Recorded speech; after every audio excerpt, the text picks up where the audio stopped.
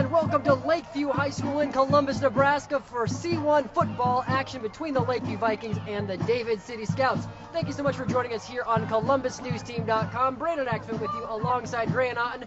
Rachel Urbanski will be patrolling the sidelines all throughout the night. Grant, senior night for this Vikings team, currently at 3-4. Their playoff hopes hang by a thread. They need to win these last two games to give themselves any sort of shot mathematically. As for David City Scouts, they're 2-4 on the year and basically playing for pride at this point. Yeah, the Scouts and Lakeview, it's a great matchup. It's a matchup that's pretty well contested each year, and look for a great night out of the seniors, and pretty excited to see this game go on. So. Got beautiful fall weather for this evening. Taking a look at key players for both of these games, we're going to start with the David City Scouts and Dustin Papa, number 10, the senior quarterback.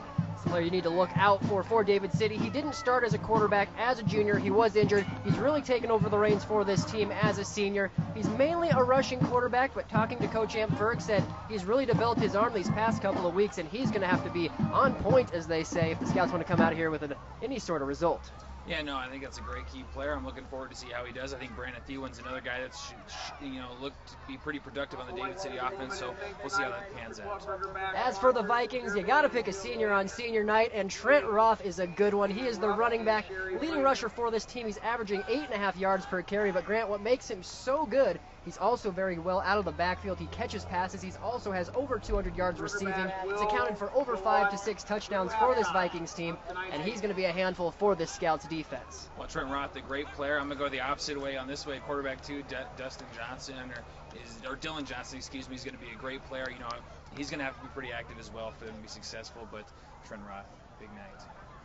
Wraps up the key players for our pregame. Keep your eyes out for both of them right now. We're going to hear from head coach Kurt Frenzen as he gets ready to coach his team on senior night.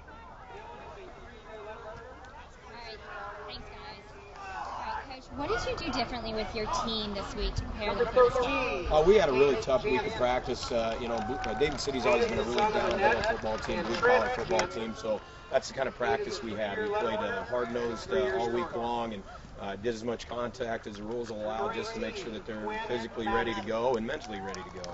Okay, it's senior night, last home game for the seniors. How do you feel about that? It's tough. It's bittersweet. It's possibly our last home game that we'll have here with this group of seniors.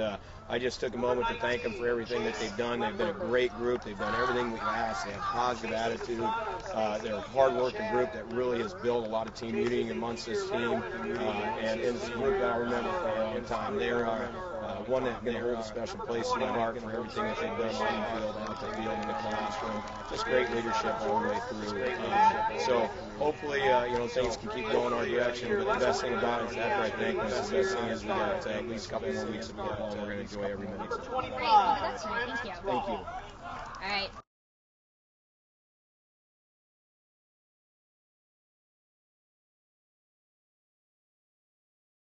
And the Vikings and the Scouts getting ready to take each other on. Kickoff just around the corner on ColumbusNewsTeam.com.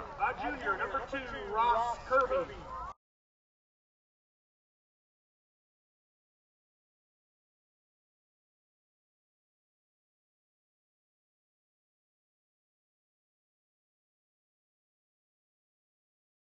At Columbus Motor Company, they feel shopping for a new vehicle should not be complicated. That's why during the Chrysler Anniversary Celebration, they offer everyone their very best price 24 hours a day, 365 days a year. At Columbus Motor Company, it's just one low price, plain and simple, always. So if you're ready for a new vehicle, stop by Columbus Motor Company, your Chrysler, Dodge, Jeep, and Ram dealer at 2806 23rd Street in Columbus, or visit them at onelowpricene.com. Columbus Motor Company, where you'll find one low price, plain and simple, always. Hi, I'm Dee Hansen. I'm the Marketing Director, and we would like to introduce you to Bank of the Valley. Community-minded, family-centered, measurable relationships. When it comes to your business, agriculture, and personal banking needs, trust Bank of the Valley. We really focus on the people that we serve. Relationships are the most important thing to us, and because we're smaller, we're flexible enough and we can make those quick decisions to meet your needs. Bank of the Valley in Bellwood, David City, Platte Center, and their brand new location in Columbus. Would you like to watch this game from above the crowd? When it comes to finding you a new home, the team at Total Realty have a game plan that'll put you above the crowd. Whether you're buying or selling, they will answer your questions and provide an expert offense to put you in the lead during the whole process. The Total Realty team members are real people living in your same community. They have the same concerns as you do, and one might just live in your own neighborhood. Your RE/MAX team members are the hometown experts with the world of experience. They don't just want to sell you homes, they want to make you happy. At Total Realty today, log on to ColumbusTotalRealty.com or see their full list of homes from the Columbus app, available on iPhone and Android devices.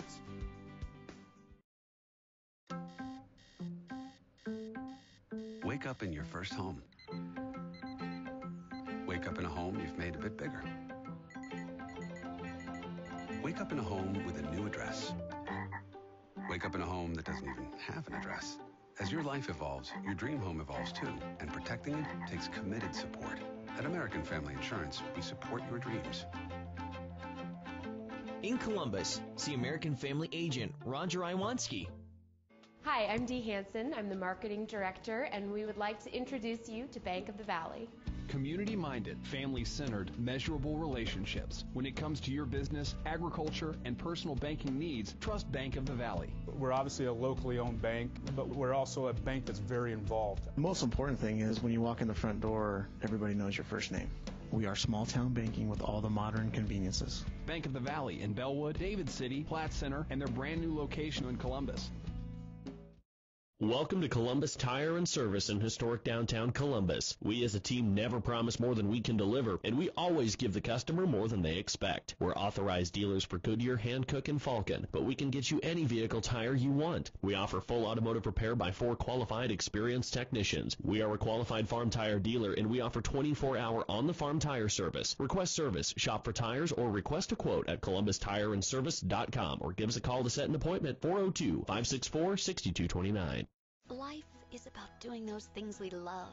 And when something happens, you risk that connection to those things.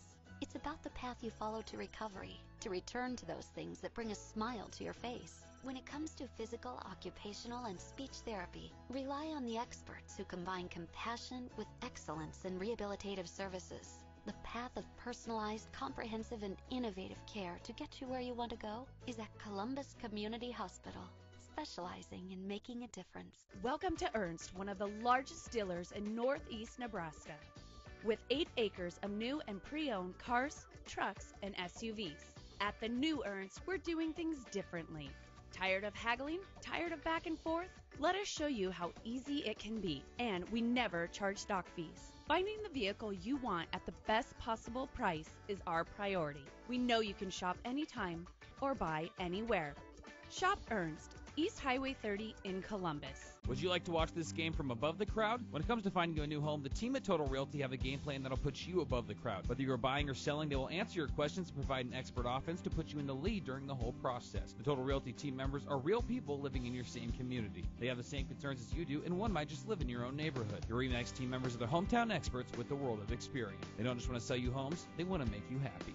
At Total Realty today, log on to ColumbusTotalRealty.com or see their full list of homes from the Columbus app, available on iPhone and Android devices. Hi, I'm Dee Hansen. I'm the Marketing Director, and we would like to introduce you to Bank of the Valley. Community-minded, family-centered, measurable relationships. When it comes to your business, agriculture, and personal banking needs, trust Bank of the Valley. We really focus on the people that we serve. Relationships are the most important thing to us, and because we're smaller, we're flexible enough and we can make those quick decisions to meet your needs. Bank of the Valley in Bellwood, David City, Platte Center, and their brand new location in Columbus. At Columbus Motor Company, they feel shopping for a new vehicle should not be complicated. That's why during the Chrysler Anniversary Celebration, they offer everyone their very best price 24 hours a day, 365 days a year. At Columbus Motor Company, it's just one low price, plain and simple, always. So if you're ready for a new vehicle, stop by Columbus Motor Company, your Chrysler, Dodge, Jeep, and Ram dealer at 2806 23rd Street in Columbus, or visit them at onelowpricene.com. Columbus Motor Company, where you'll find one low price, plain and simple, always. Central Community College, investing in you. Academic transfer, business, health, and technical courses all available at a fraction of the cost of a university. Small class sizes for an enhanced educational experience. Get started on improving your future. Contact Central Community College Columbus campus. Our economic future depends on tomorrow's skilled workforce. Dream it, do it. And Central Community College Columbus is here to help young adults find careers in advanced manufacturing and related businesses. Visit dreamitdoit.com for more information or tour the Central Community College Columbus campus.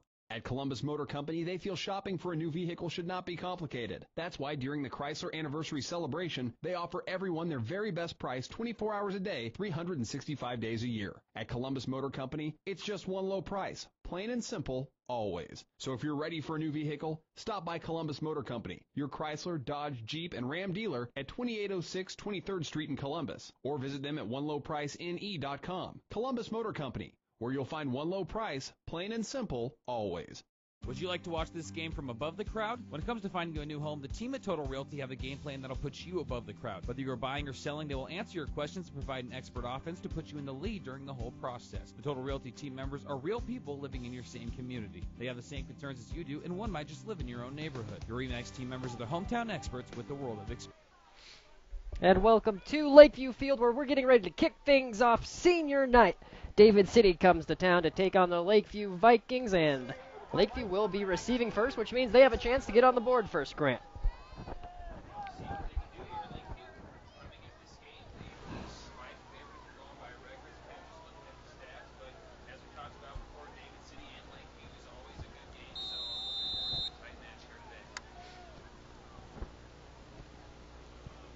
And kickoff is underway as the Vikings take it right at the 15. Glad you're with us here on ColumbusNewsTeam.com as Lakeview gets a decent return near the 40-yard line. This is where they will start things. The left side there, nice little open up. So good field position to start here going from the 35. You know, Lakeview, I think, is a team that's going to need to get clicking both offensively and defensively to be as successful as they can be. And I think when they are clicking on both and getting in a rhythm on both offense and defense, they're a top-tier team in this class. Talked about it in pregame. The Vikings, if they want any chance to make the postseason, need to win these final two games. And it all starts right here. And there's a nice run to get things going for the Vikings as Dylan Johnson keeps it himself, gets a gain of 7. Dylan Johnson, a guy who we know likes to work on his feet as well as has the ability to throw too. A little quarterback sweep there around the right. A play I think we are going to see a couple more times this game. 2nd and 2 officially. Man in motion for the Vikings. It's going to be a jet sweep to that man in motion. Going to be close to a first down. Trent Roth with his first carry of the evening. Trent Roth, the guy that gets a lot of carries for Lakeview, who helps Trey Shanks with a little bit of that running load, and a guy that does a good job at that. We'll see him get a few carries tonight. We've seen him break a few big runs this year. So fresh set of downs. Trent Roth got 2. This time they fake it to Roth and go to Shanks for the first time. David City defense, though, snuffed that one out. Loss of 1. And Ross Kirby getting in the backfield there, coming off the blitz, getting in there and making the initial hit. Matt Ellers coming in and alongside Matthew Lewis to get in there and kind of finish Shanks off. So 2nd and 11 for Lakeview on this opening drive. This time they fake it to Shanks, and Johnson's going to keep it himself. Johnson still going on the outside. That's enough for a first down. Gain of 17 by the quarterback. You know, I love the read option for this Lakeview team. Kurt Frenton has done a really good job of kind of getting this offense down to the basics, kind of, putting it down to its skeleton and just making sure the guys that they know how to run the ball, that they trust with the ball, are keeping it. You know, you're talking Trent Roth, Dylan Johnson, and Trey Shanks, and so far all 3 of those guys have had to carry this game. This time they go back to Shanks for his second carry. He has better luck than the first time. Looks like a gain of 1. Just a little bit of that dive action off that left side. That read, a good play. A high-level success play for Lakeview. Something I imagine we're going to see quite a bit tonight as well. 2nd and 9.5 officially. There it is to Roth. He's going to take it around the outside. Little stiff arm by Roth as he gets enough for a first down. That's a gain of 11, and The Lakeview Vikings just marching right down the field. Yeah, some nice blocking downfield by Austin Foltz, the wide receiver. And, of course, those offensive linemen as well to kind of open that one up. But I like that read. That motion is all different forms for them. The QB sneak there. Yeah, they called Roth out of bounds before the first. It was a gain of 9, so hence that last sneak play. We'll see if they give it to him here.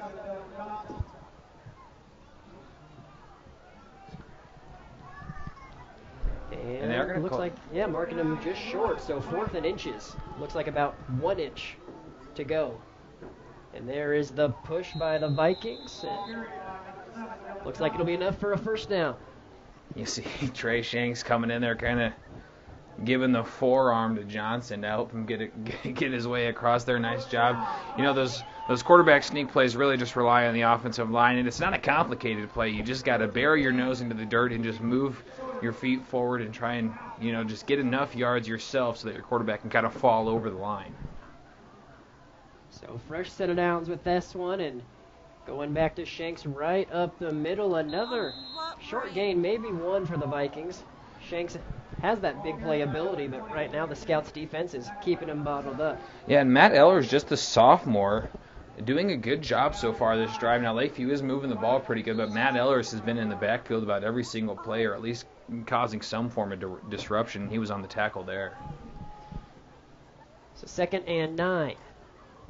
And this time the option read. Johnson's going to keep it himself with room to run on the outside. And he's still going. He's brought down near the 5-yard line, and that is a big run of 20 yards for the Vikings as they are well in scoring position. And you can really see that David City Scouts defense is keying on Trey Shanks. Now, Shanks, like you said, has not really done anything so far this drive. Or granted, we're still on the very first drive of the game, but they're going to need to watch out for Johnson as well. So ball officially on the 4. It's going to be a keeper by the quarterback.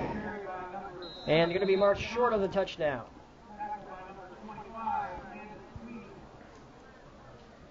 See him pull it there. He had the linebacker they had a linebacker kind of in a spy position, kind of a QB spy. So unable to get that one across the line. So they mark him at the 2. 2nd down upcoming and goal to go. And Johnson's going to keep it again. Johnson, they give it to him. Lakeview Vikings on the board first after that 2-yard punch-in by the quarterback. Read option. I mean, that's what we've seen this entire drive now. We saw a couple dives there mixed in, but really just read the entire way. They switched up the running back, but as you can see, as long as they got Dylan Johnson at quarterback, they're able to move that ball downfield. Scouts now need to answer. Well, this Lakeview offense is one that's multifaceted. They definitely don't have to run. Dylan Johnson can throw the ball just as well, and they have receivers to do it. I talked to Coach Frenzen, though, prior to the game. He said, we're going to try to run the ball a lot more than we normally do this game. And true to form, there was about 8 or 9 runs right down the field there, not a single pass. Yeah, Dylan Johnson, absolutely a pass threat. And I wouldn't be surprised if, they keep hitting him read, and then they open up with just kind of a read play action, pop one over the top, down to one of their bigger receivers. You might see Foltz down there. So I wouldn't be surprised if we see that later on in the game. But like you said, the run seems to be working. So hey, if it ain't broke, don't fix it.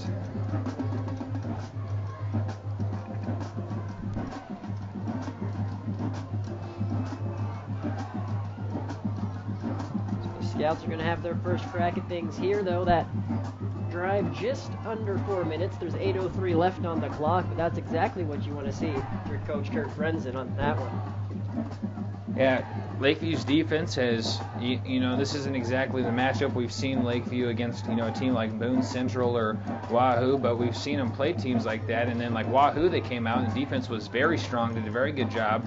And then against Boone Central, they gave up quite a few points. So, depending on which defense we see today, that's really going to decide this game.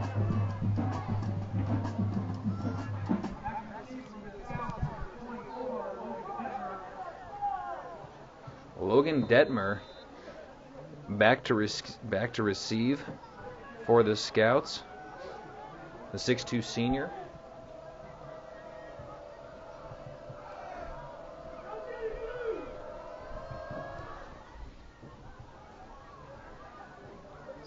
fielded near the 10-yard line. Nifty moves by David City as they get near the 35-yard line to start things. And there you see Detmer, as you said, a good return threat. Yeah, and about the same starting position we saw Lakeview with. So if this is a sign of anything, then we might be able to see a nice little drive here from David City. Just like you talked about before the game, Dustin Papa, very key to this offense, the quarterback. Looking to see some good action out of the running backs, too, and see if they can get the run game going.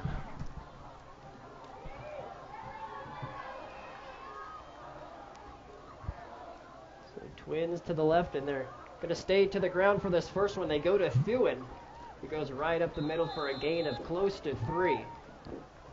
Thuin, a guy who does carry the blunt of these loads for David City. Kind of a little pitch, not a dive, but a kind of a pitch off tackle there. Take a look at these starters quickly for this David City team. Papa, Brandon Thuin, the two just had the run. Ryan Worm, Benzena, Detmer, and Kirby, the skill players on this Scouts offense. And here's 2nd and 6 upcoming. Right back to Thuin as he powers forward for a gain of 2 more. Taking a look now at those big boys up front who paved the way. Anthony Tebby, Riley Kirby, Matt Lewis, Melvin Corrado, and Matt Eilers. 2 sophomores on that line obviously makes it a little bit tougher when you're a team, but they're getting good experience for the next 2 years.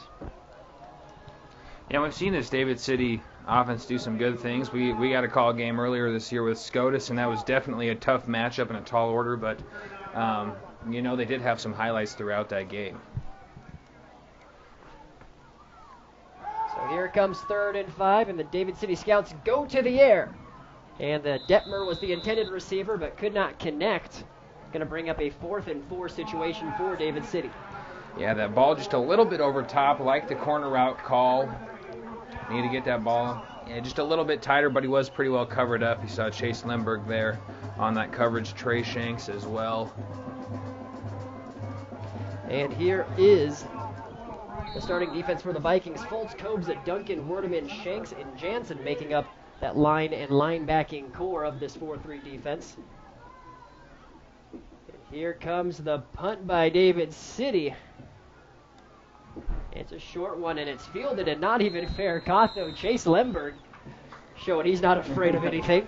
That was he was surrounded there. I probably would have fair caught that one myself, but you got to love having a guy who's back there receiving punts that isn't afraid to maybe take a hit. And I will tell you, Grant, reserve and JV ball, so no calls. I did return punts, and that is one of the most nerve-wracking things I think you could do, and I did get lit up a time or two. It's not fun. It's not fun. I tell you what, I returned punts for maybe 1 or 2 games my freshman year of high school, but that was the end of that soon after. So basically what we're saying is Lemberg's a braver man than both of us, yes, as the Vikings get close to a first down after that completion to Jack Reed. Yeah, and just to touch really quickly on those punts. Again, those are really tough. You really almost just have to kind of suck it up and just kind of take the hit and really just focus on trying to hold on to that ball. I would have maybe taken the hit, but there was a few faster guys, probably a little more agile guys that were able to get back there and return the punts. So, well, there's some agile defense by the Scouts there as they corral Dylan Johnson on the option. Still going to bring up 3rd and 1 after a no gain on that carry. Yeah, Matthew Lewis and Riley Kirby getting in there. Anthony Tebby, as well in there.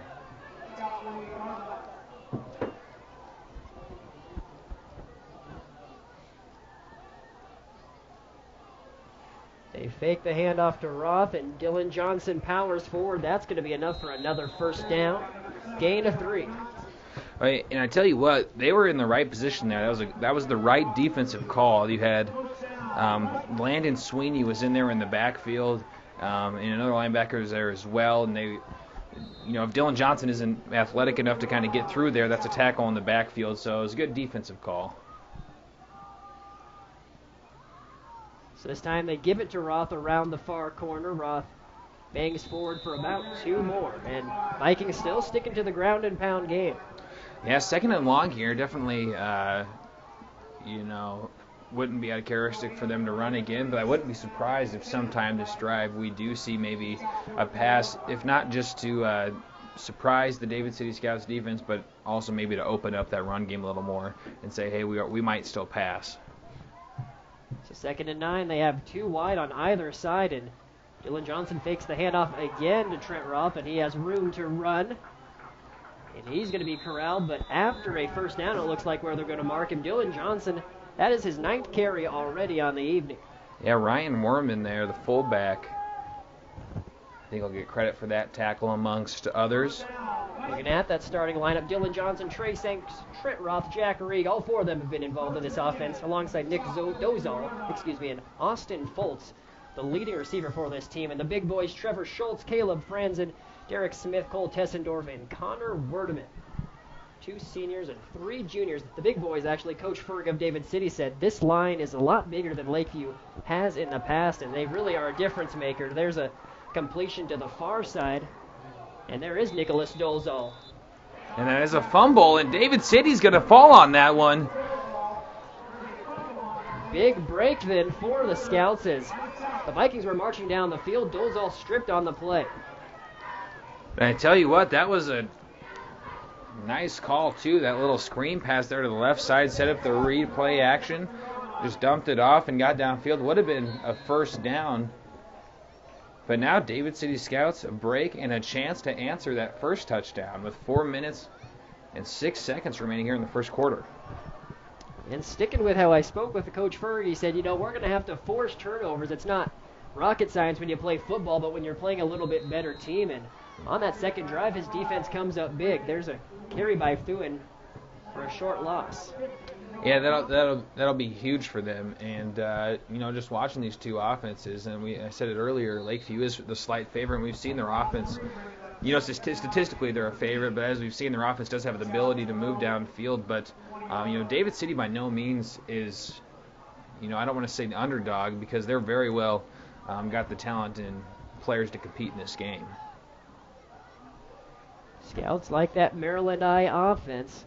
They just like to power and run right at you. There is Thuin again. Credit the Viking defense not giving up really anything up the middle. Thuin again on the carry there, was tackled by number 50, Noah Duncan. So a situation that was similar to that first drive, a 3rd and long.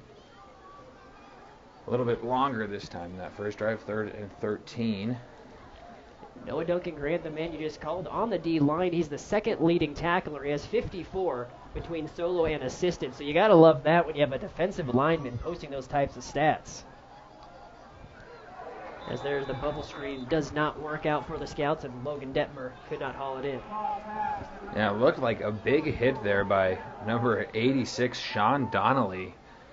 And really a great job just reading that on the outside. And, yeah, just to touch back on Noah Duncan, you absolutely have to be excited for Coach Friends. And if you got a guy on your D-line, in a perfect world, the D-lineman is going to be one of your leading tacklers because he's going to be in there breaking up plays and getting in the backfield anyways. And then, middle linebackers on paper should be our leading tackler. But, always got to be excited if you got a D-lineman that's making some big moves up front. There is our guy in Lemberg who takes his 2nd punt. There's Laundry on the field. We'll wait and see what that call is. Didn't catch that one. Not sure if what kind of call we're going to get. It looks like it's going to be against Lakeview. I didn't see what the call is, but they are marching this one off. About 10 yards, they're going to call block in the back on the Vikings. Harry's going to signal that right there. So still not terrible field position, starting off at the 44-yard line.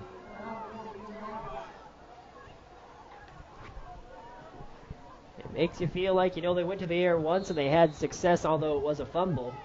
We're probably going to see a lot more running by this Vikings team if they stick to Coach Frenzen's plan early on, and there's Trey Shanks. Shanks showing some nifty moves, still going, and tackled after a gain of 11, first down, Vikings. And you can't really get in the shoes of what they're seeing or the helmet of what they're seeing when they're down there. I think if he cuts that one, he did a double cut there. I think if he would have just cut that one back and went downfield, he probably could have picked up about 5-6 more yards. And that, although they did fumble, that pass very well timed, because you'll look at this, the Scouts' defense is much more spread out than they were that last series now that Lakeview has thrown the ball. There is the end around. As Lemberg gets some yards there on the outside, they'll mark him out after, looks like a gain of 4.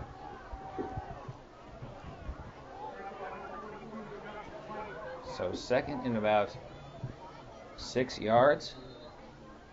Nice kind of little end around action there. Just over 2 minutes to play in this opening quarter. This time they fake it to Lemberg. Dylan Johnson tripped up at the line. Good penetration by the Scouts defense. Yeah, 57. Matt Lewis, guy I've called a couple times already, but getting in the backfield there and breaking that one up. Give him credit to Landon Sweeney as well, who is in that backfield. It's going to bring up a 3rd and 5. I talked to Coach Frenzen about this Scouts team. He says, no matter how good David City is, there's up years and down years, but for whatever reason, they always play Lakeview very, very strong. A series that since 2003, the Vikings lead 4-2, but no surprise here as the Scouts look like they're going to force a punting situation unless the Vikings decide to go for things. And Lemberg went back to kind of palm that one, but I'm not so sure that maybe that wasn't intended for Austin Foltz, who was just a little bit farther downfield. They had the double crossing routes and then a little hitched route there on the right side, but Dylan Johnson feeling some pressure, unable to connect on that one.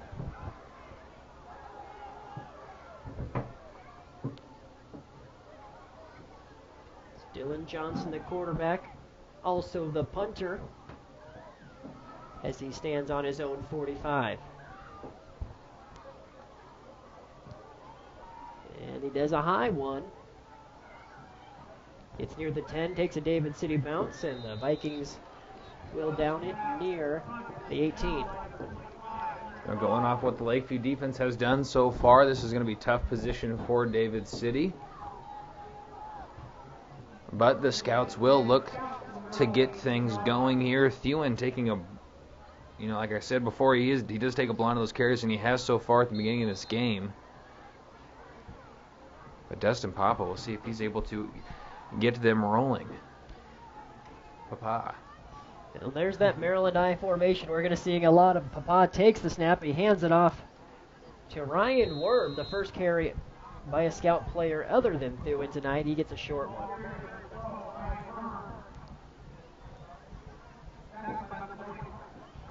Looks like they're going to give him a gain of 3 officially as we near the minute mark in this first quarter. Very fast first quarter, as we've seen essentially all running plays, except for a short pass by Lakeview and a short corner route that failed by the Scouts earlier. But this Maryland they're going to need to get about 4 yards, 5 yards a pop on some of these if they're going to be successful, and that's going to be a false start penalty called there on Ryan Worm in the backfield, so they're going to march that one back. An unfortunate break for David City.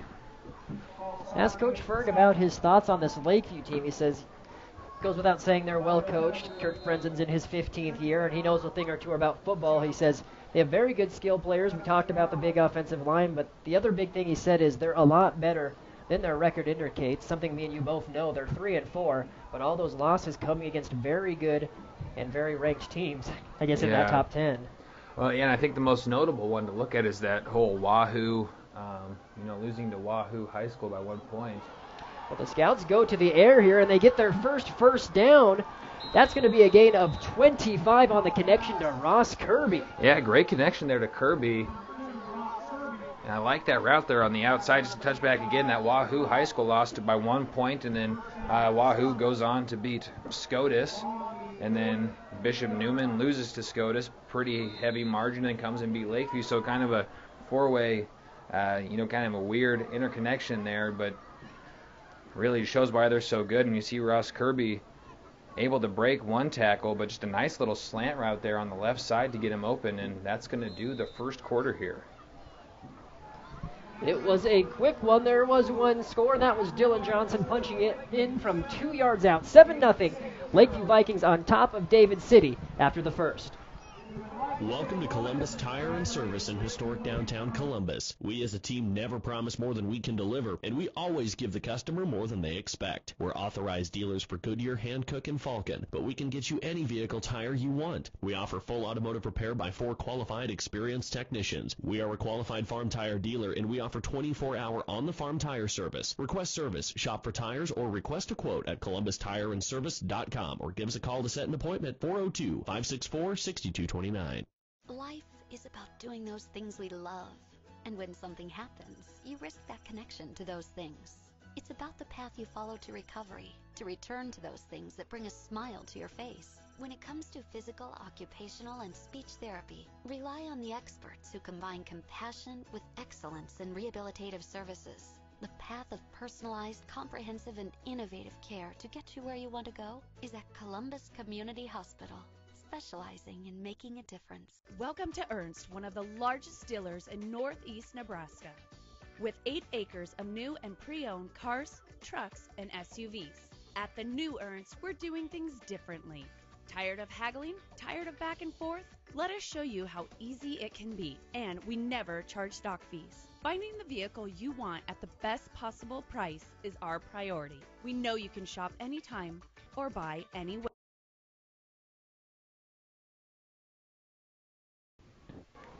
And second quarter action, there is the first play. Dylan Johnson coming and making a big hit on Dustin Papa. Gain of 1. A little quarterback on quarterback action there. Papa doing the right thing by keeping it there. Sean Donnelly played that pitch player there on that option pretty heavily. Papa able to cut it up, only getting 2 yards because of that Dylan Johnson hit. Scouts ended the first quarter on a strong note, though, with that 27-yard completion to Ross Kirby to get him that first down. Brings up 2nd and 9 after Dylan Johnson's tackle. And there's the pitch to Thuin, and big tackle by the Lakeview Viking defense and Austin Foltz. Yeah, Austin Foltz, coming in the backfield there, making a little bit of noise. Trenton Roth as well getting in there. But Austin Foltz, bear hug. Just the little bear hug tackle, and you see that every now and then, not too often. Usually it's one of those kind of defensive linemen, DN, going on the smaller running back, and Austin Foltz towering over on that one. So what you would assume another passing situation, 3rd and 11 upcoming for David City. And Papa on the play action. He's in trouble. The Vikings, a second big defensive play in as many.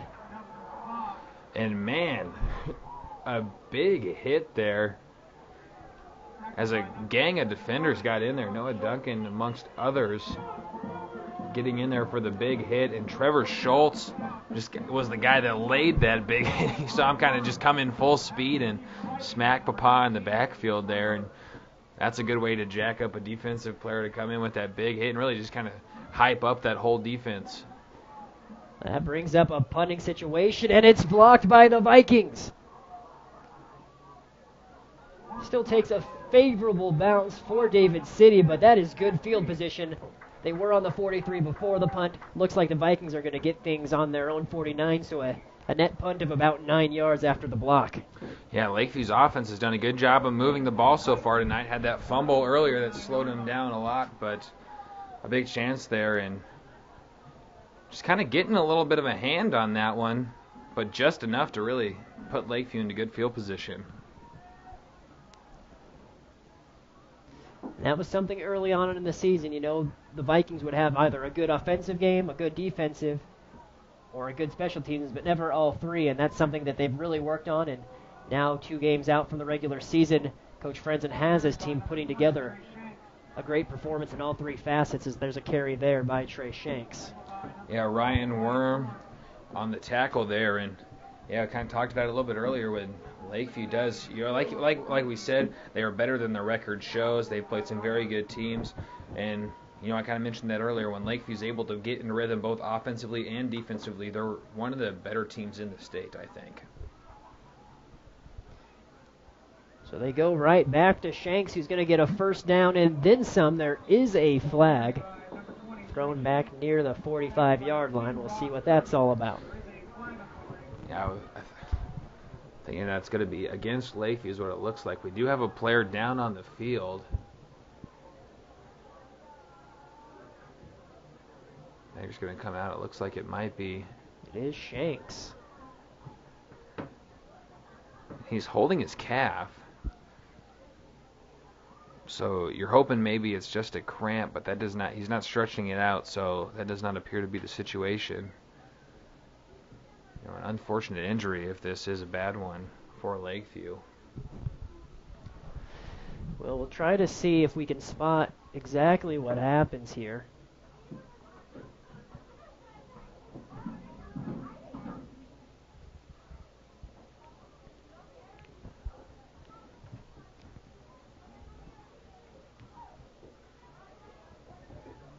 As training staff does tend to Shanks.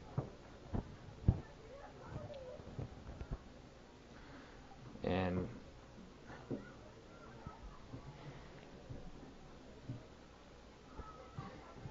kind of see him holding that ankle a little bit, and when he got brought down, it looks like he maybe got rolled on the ankle a little bit, but you wonder if that's not the case. He's kind of feeling that around there. They're moving the knee a little bit around too. You really just kind of hope this isn't a knee injury, not only so that he's not out of the football game, but knee injuries are really just a tough thing to nurse and rehab back to health, especially for a running back.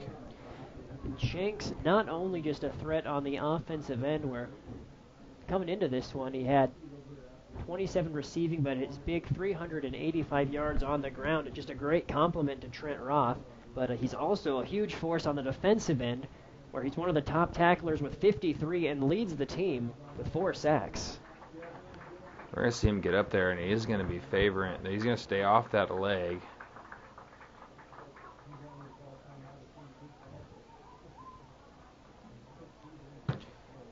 Just an unfortunate injury here on senior night.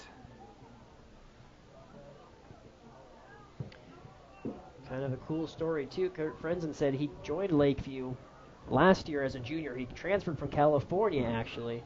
He's made the trip to the Midwest and has been a vital part of this Vikings team the past 2 seasons. And like you said, it goes without saying, hoping it's nothing too serious. And we'll kind of keep our eye on him on the sidelines and see how they treat him. Yeah, Shanks, the guy who's really molded into this team well, too, not only as a weapon on this offense, but as a teammate. You see him. All these Lakeview guys get along really good. I was out here earlier as they were warming up, and everybody was just really loose, having a good time. So just an unfortunate injury to a good player. So Jordan Jansen gets his first carry. Might be seeing more of him as Shanks is being tended to the rest of the evening. Gain of 2 on that one. So that's going to bring up 3rd and 9, 8:45 to go in this opening half. Yeah, Jansen and Roth, guys that I think would be the immediate guys you would think are going to get a blend of the more of those carries. High snap, quick throw by Dylan Johnson to the left side, and that's enough for a first down. That was a quick pass and catch. It looks like it's Nicholas Dolezal, the player on that quick slant. And Dolezal, the guy who caught that last time as well, that resulted in a fumble, but runs the exact same play here, back to the left side, and Dolezal does a nice job of running the quick little route. Dylan Johnson put that in really good position right in front of Dolezal. He was able to catch that, move forward, and get a first down. So ball now on the 37. Dylan Johnson keeps it himself in trouble. Good defense by the Scouts, and breaking that one up is Landon Sweeney. Yeah, Sweeney did a nice job getting in the backfield there. Also, Anthony Tebby did a good job getting in there as well, but Sweeney, a fast linebacker. He's not a huge kid, but he is an agile kid. You can see him back there, but nice job getting in the backfield and stopping that one before it could get started. So brings up 2nd and 10 for the Vikings. There it is again to Jansen. He has room to power. He gets close to another first down. Looked like they're going to mark him just short, but the junior fullback showing that he has a little bit of burst as well. Yeah, and kind of tripping over Austin Foltz there. He's doing a nice job downfield blocking. But you got to be excited if your friends and your backup running back's going to come in here and have a couple nice plays like this. They go right back to him. He powers forward for a first down and then some. That's going to be a gain of 8 more. Tack it on. Jordan Jansen, just the junior. But potentially starting running back next year as a senior. You're getting a little glimpse of him here. Ball placed at the 21. This time play action to Jansen. Johnson's going to keep it. And tackled out of bounds near the 10-yard line. Close to another first down. The Vikings getting into a rhythm again. And I don't think this one's going to be quite enough.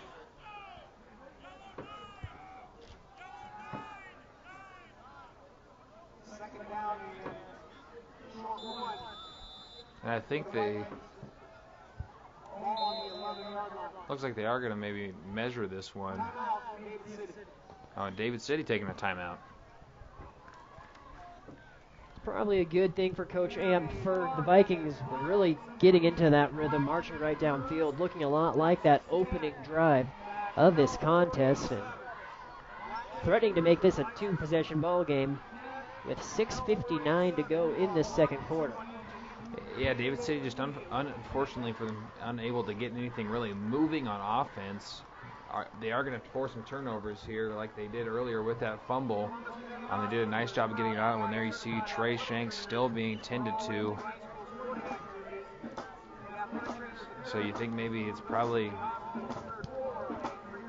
not an ideal situation. You're starting running back when your playmaker's on there. It doesn't look like he is in. It's hard to tell right now, but I would imagine if they're looking at him this intensely, we may not see him coming back in the game. Yeah, I'm just trying to look at the positives. He doesn't appear to be in agonizing pain. Another thing I'm looking at, don't know if it has any weight whatsoever, but shoulder pads are still on. You know, sometimes if they know they're going to be out, they just kind of get them out of their gear. So who's to say? I don't know. There you see Kurt Prinzen was down there along the sidelines. And Jansen doing a good job, though, so far of filling in and kind of making up for that loss. Well, after the timeout brings up 2nd and 1 for the Vikings. Ball on the 11. They pitch it to Roth. Roth breaks through. Roth, touchdown, Vikings. From 11 yards out, 13-0. Just a little sweep action around the outside. Roth able to cut it up and get in for a big touchdown. Last time we were out here, Trent Roth had a heck of a game too, busting a couple 40-yard runs, and now doing it again on the ground with a big touchdown. Lakeview will kick away to put this one up by 2 scores. That's Roth's 4th touchdown on the year on the ground. He also has 2 receiving touchdowns, so his 7th total as the extra point is high, but it's good. So 14-0 Vikings. 6:53 to go in this first half. Really just a great job cutting up there off of that block by Jansen. And credit that downfield blocking by the big boys. Caleb Franzen, Cole Tessendorf, Connor Werdeman.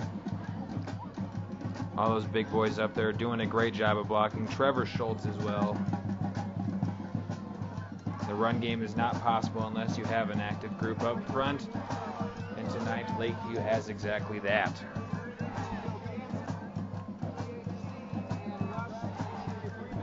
Now we will see number 23, Nicholas Dolezal, coming out to do the kicking duties.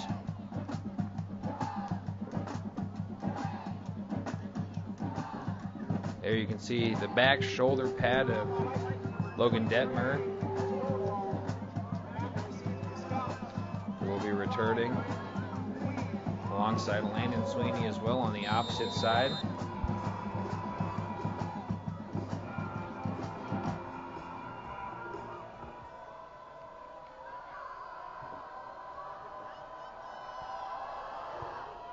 here we go. Scouts trying to get on the board here. Ball fielded at the 5. There's Detmer with some room to run. He's still going. Another good return by Detmer as he gets near the 40. I'm very impressed so far by this David City return team. Their returners and their blockers have done a great job of setting up their blocks, and then Detmer has just really found the hole, committed up the middle. They're running this middle return. A lot of returners like to take it, especially at the high school level, like to take it down the edge to the right or the left because it looks open in the immediate future, but then it closes off, and Detmer doing a good job.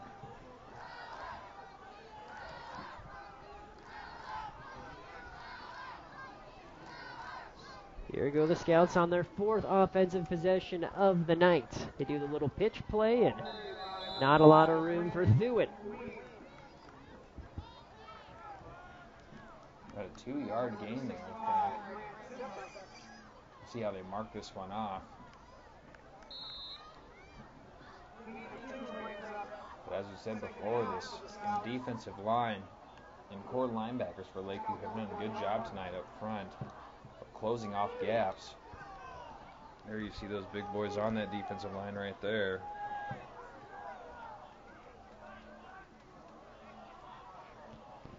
And the 6-minute mark, so halfway through this second quarter, 2nd and 8 from the 41. Papa rolling out to his left. He's going to let it fly. Incomplete pass to his intended target in Detmer. Actually, Ross Kirby back there, I think, on that ending. The tight end.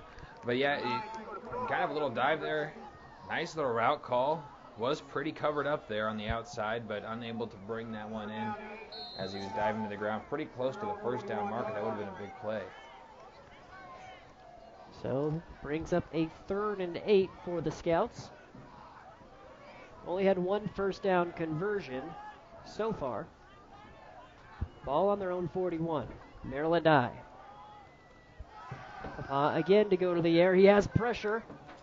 And there is the little jailbreak screen. First down and then some. Ryan Worm getting into Lakeview territory. Tackled at the 40. That's a gain of 19. And that was a great play call. Really nice job by that line to open that one up front, let the guys through, and sell that pass. Lakeview's been getting good pressure on the quarterback all night, so Ryan Worm just had a ton of room to run there up front, had a couple cuts before eventually being brought down. Dakota Prorock back there for Lakeview, and thank goodness because he had quite a bit of room to run. So then the dive right up the middle. There's Thuin with room to run. The Scouts, the 10, the 5, touchdown. David City, 41 yards out for Thuin. And Thuin is pumped up, and that is a huge run for David City to keep themselves in the game here. Now 14-6, just the dive play, the run play up the middle. They like to keep it tight, and they like to do what they do. And Thuin doing what he does as he busts that one down the field pretty long, and just right off the tackle there, kind of a play action. You can see the quarterback running, but he got into open field, and Thuin, a fast guy on that edge. We saw him do it as there's a 2-point conversion attempt. It's picked off, though, by the Vikings, so it's going to remain at 6. Dakota Prorock there. Going back to Thuin, though, we saw the Scouts play SCOTUS, and he reeled off like an 80-yarder and another about 40-yarder. It was late in the game against the Shamrocks, but still, he has that game-breaking ability, and we see it again right there. Yeah, and there you see Prorock, who was able to intercept that ball there. So Lakeview up 14-6 still. Prorock kneeling that one outside of the end zone. Could have tried to make a run back to the other side and steal a couple points away, but decided that was best led up to the offense.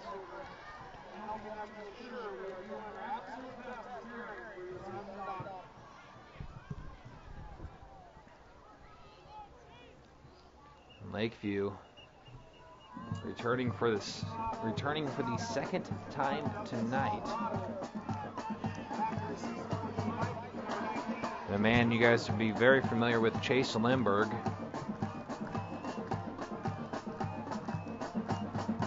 There you see Drew Shad, the fullback.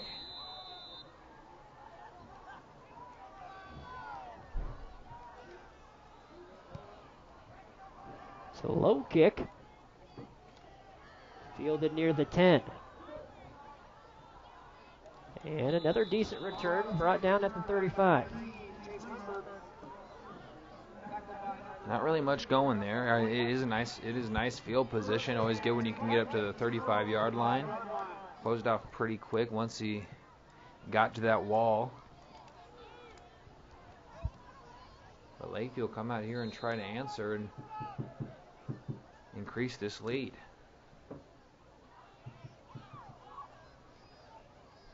And there is the fake handoff. Johnson keeps it himself. Will get a gain of 3. Pa doing a nice job spying the QB there back from that linebacker position and getting a hold of Johnson, who, as we've seen, is able to reel it off for about 10 or 15 yards if you give him the room.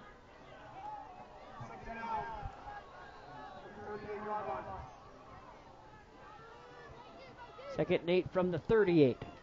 This time they give it to the fullback again. And Jansen pounds forward for about 4. Sweeney again on the tackle. And another 4-yard gain, so still a very manageable third down situation as Lakeview creeps up on midfield. Back to Jansen. Jansen on 3rd and 4. Gets enough. Jansen, the fullback. He's going to take this one all the way if he can keep the gas going, and does. How about that one, Grant? That is 62 yards for the fullback. And I don't think you can ask for much better of a fill-in for Shanks, who is not in the game right now. And Jansen just coming in here and really doing a great job of managing at that running back position. We saw it that first drive. He was able to pop off a couple of them for about 10 to 12 apiece. And then a little bit of that game-breaking speed, as you call it, as he opens that one up for a big touchdown.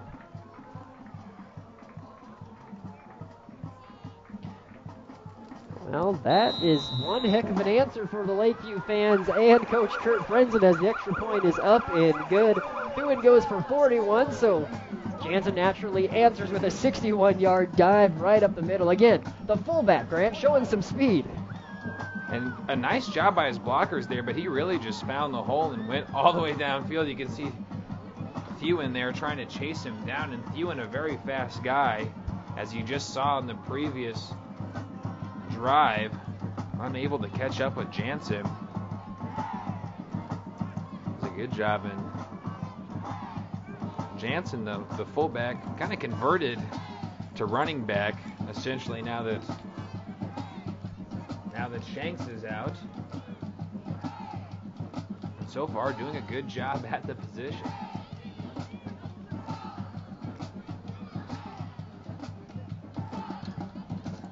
Jansen again, just a junior.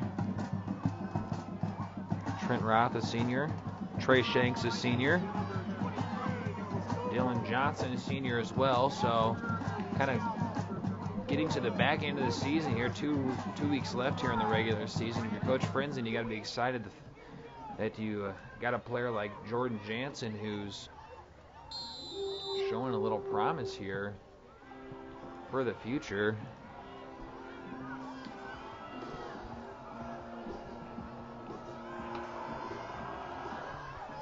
So there is the kickoff. The Scouts now looking to answer back as the ball was fielded at the 20-yard line, taken out of bounds. And Ryan Worm on that short return there, lined up in the kind of the fullback position there as far as the return goes. Does a nice job holding on to that one, and one of your main running backs is probably a guy you don't mind having the ball there on the return. David City going to be searching for another big run from their playmaker. Playmaker is Papa and Thuin. They're officially going to start things from their own 35.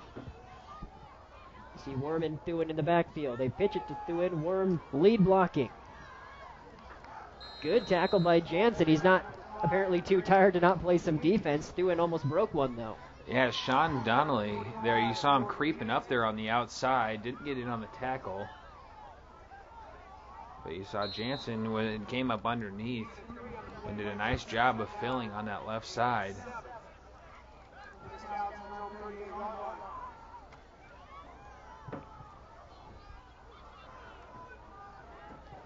So it was a gain of 3 for the Scouts.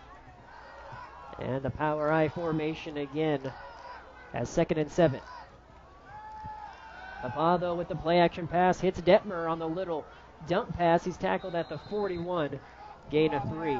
And very similar, not quite the same as that screen they hit him with earlier. You could see Nicholas Dolezal was down there. He realized pretty quickly what they were doing, and he immediately turned back and ran to the middle looking for that. Eventually, he did get in on the tackle there on that right side. But Lakeview now, and you can see Trey Shanks there down on the sideline, able to move around a little bit. It does look like it's sore, but he's got it taped up, and we'll see if we get him back in the game. So far, they're not in huge need of it with Jansen doing a great job. Definitely positive news, though, nonetheless, for the Vikings. We'll keep our eyes on Shanks's. 3rd and 4 upcoming. Papa, though, has room on the outside. First down, David City, as he's tackled near the 50. You know, David City, from when we've seen them, when they've scored, it's been kind of on big play downs. Now, some offenses just function like that. For some reason, they're able to break a bunch of big plays throughout a game. But nice job by Papa. Excuse me, gotta get that. There you go, gotta get that right. Italian accent into it. I don't know if he is Italian, but they tell me that's the way you pronounce it. I thought it was Papa too, but Papa. You got it. I gotta work on that Italian. I need to learn Italian. That'd be a cool name for no reason at all, but to say his name properly. Well, Papa gets the first down for his team. He's gonna throw it now, but he's in trouble. Spins out of an initial sack. He's still brought down for a loss of 1, but could have been worse. Yeah, Trevor Schultz was the one coming off that left side there. It was kind of hard to see who was coming off the other side, but he was about to get double teamed there, and eventually Noah Duncan was able to get in on that tackle, but not a lot of room working 2nd and long.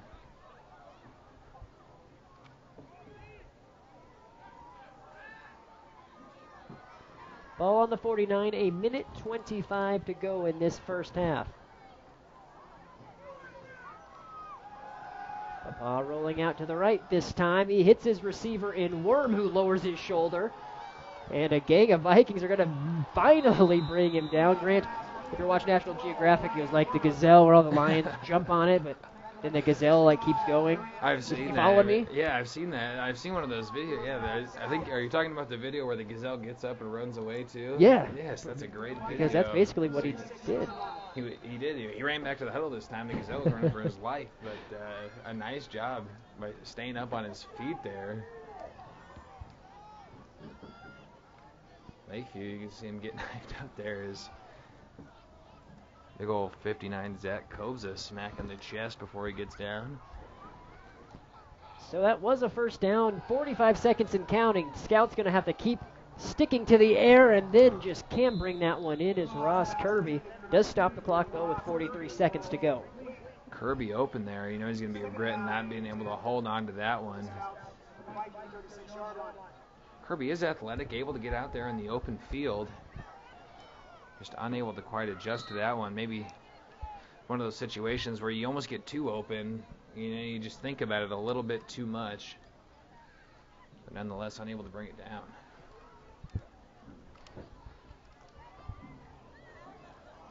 So 2nd and 10 from the 36.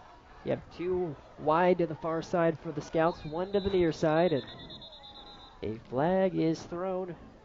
That's going to be false start. Unfortunate penalty if you're on that Scouts offense.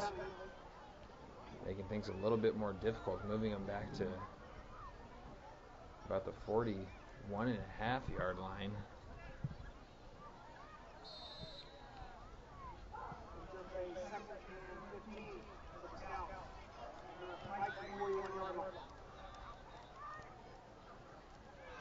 This time the handoff to Thuin up the middle. That's going to be enough for 3.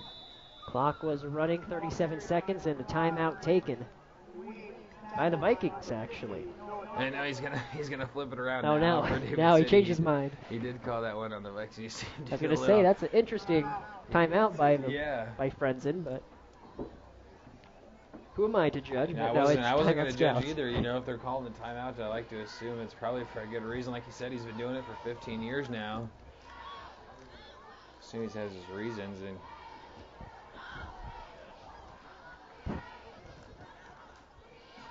so down a little cooler. Kind of starting to cool off, but still beautiful football weather. We've been pretty lucky this year. No early snow, so that's always a plus. Now, fall is definitely here. Scouts, though, looking at the situation, 37 seconds. Hypothetically, say they get on the board. They're also getting the ball at halftime, so crucial situation. Maybe that's why Coach Ferg obviously knows what he has here, taking the timeout, although they are facing a 3rd and 15. No easy task. Yeah, you know, if the time won't get them, the downs will if they're unable to convert here. So they have shown the ability to get open downfield. They just need to connect with each other on those downfield passes. But like we've seen before, they have the ability to break it for a big play. Well, here we go. Papa with plenty of time, though. He gets pressure and just has to throw that one away. And you got to credit the big number 50, Noah Duncan, on that one. Noah Duncan, a guy we've said a couple times tonight, does a good job getting a hand on the quarterback's arm as he was throwing it to kind of break that one up.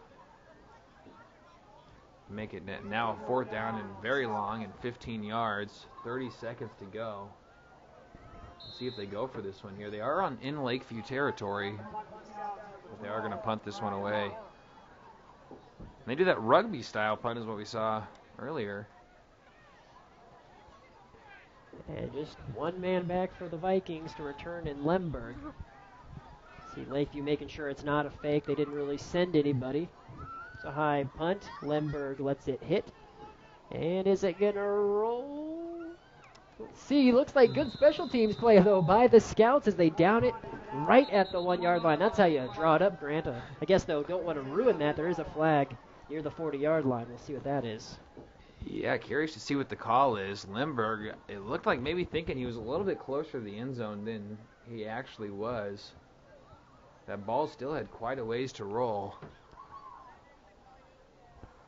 Let's see what the call is here. It looked like they're going to call an illegal formation there.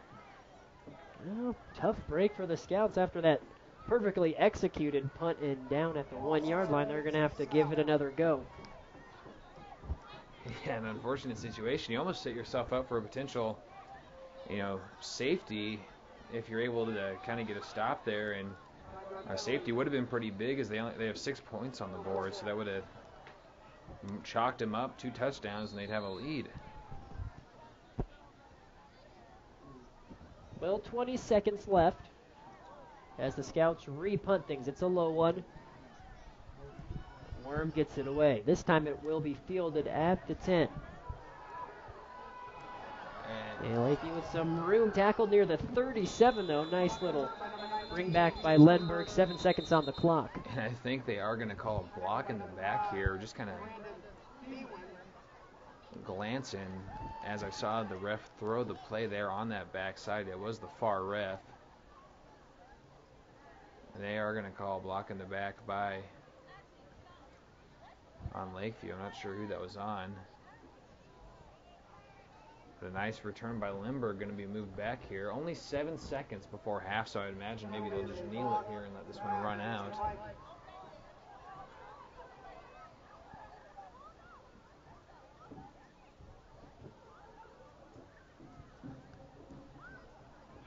And you were correct. It's going to definitely march this one back.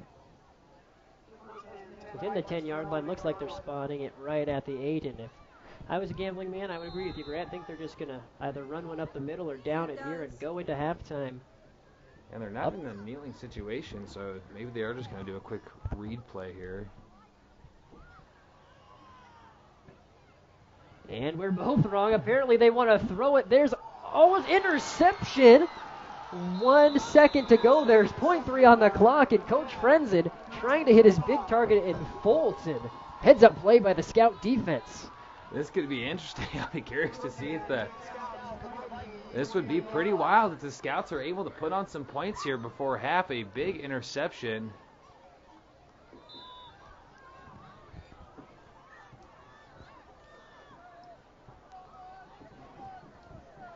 They're going to change the balls out here, but Johnson just going to chuck this one over the middle and, like you said, try to hit Fultz. And the one-handed interception by Papa, the quarterback, showing he has a little bit of those hand skills. And now a timeout being called. You can see them heading back over to the sideline there by the Scouts. While we have this quick timeout, it's a good time to remind our viewers the second quarter being brought to you by Bose West. Stop at Bose West after the game for the world's best, or at least Columbus's best burgers. They're pretty good. They're hard to argue with. You got to get out there. You got to try them out there. You see the sign. You'll see it right there on the highway. Highway 30 driving through town. Very delicious. In a great environment, too. Just get outside. If you're visiting from out of town, maybe you're watching, got some kids, nephews playing. Next time you're in town, go check out Bose West. It's a very cool environment. And this is now like looks like 30 minutes on the clock. You can't see that, but it's a long time out. That's a long time out. There you can see the 30 minutes. And they'll probably get that adjusted. Technically, clockwise, we don't even have that much time left in the game with the two 12-minute quarters and the 0.3 seconds we have now. That's good math right there. That's a little bit of that high school math I avoided in college. Bring those algebra skills deep from the brain. Is the one nice thing about being a broadcaster. I also like you got pre-cal or whatever out of the way in high school, and no more math for me. I just want to talk on TV. You just sound like you know math. Try to do the simple stuff. They don't see me writing all the numbers around out here on the sheet of paper. Well, here is the final play of the game, though, or half, excuse me, and good defense by the Vikings. That would have been interesting should David City capitalize, but no harm, no foul, Grant. So the math, if I do it correctly, 21 minus 6, that's 15. Lakeview Vikings right up 15 there. points. Look at that. That's hard math right there. That's reverse what I was doing. So very impressive, nonetheless. And it would have been interesting if they were able to convert there, or maybe pull off a safety or some type situation. Get a little closer, but definitely not out of this game by any means. So we'll wait for Miss Urbanski to wrangle up Coach Ferg for David City, as we do want to get his thoughts on that opening half. He did have some positive things. Got a score, had an interception, forced a fumble. As you see the Scouts there gathering in the end zone. Yeah, they did do some nice things. Like you said, down 15 points, so very manageable. A broken extra point attempt to a failed 2-point conversion is what led to that 6 points there early on. But Thewen, like we said, we saw him in the SCOTUS game. It was late in the game, but does have the ability to open up. We've seen him doing a couple nice runs. They've had some nice play calling so far tonight. There you can see Thewen up. I was talking to some of the players and the Lakeview Marching Band. Keeping the fans entertained on this cool Friday evening. Columbus High, our friends over at Columbus High, are playing for the F&C Cup right now. Yes, bad news if you're a Columbus High fan. Currently down 0-19 to Fremont. Coach Williams and company searching for win number 1 and have a little bit of an uphill climb. Yeah, it's been a tough road so far for the Discoverers team. will be the first time if Fremont's able to pull this one out. This will be the first time they've had the FNC Cup in about 10 or 11 years. Columbus High's won that matchup for the past 10 or 11 years. Just before I was even playing at that level, so best of luck to them over there. Maybe they can turn things around. Also a manageable score, though, only 19. Not the end of the world. And we don't give the band enough appreciation, but they're going hard right now at halftime for senior night. And what do you think, Grant? We have musical backgrounds, and I think this is pretty decent.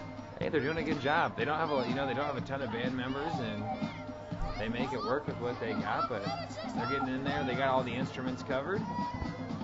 Don't stop believing. It's a classic. It is a classic. You can't go wrong. You cannot go wrong with it. Musical selection is half the battle, I think. And so far, they won that edge, and good, solid performance. Everybody's pretty much on point. There you get a look at the whole band, kind of tightening up in formation.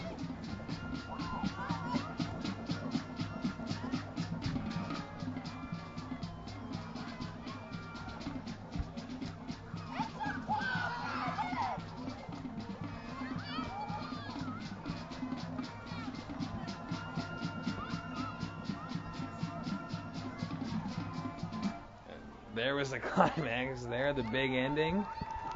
And the crowd, it goes wild, obviously. Why wouldn't they?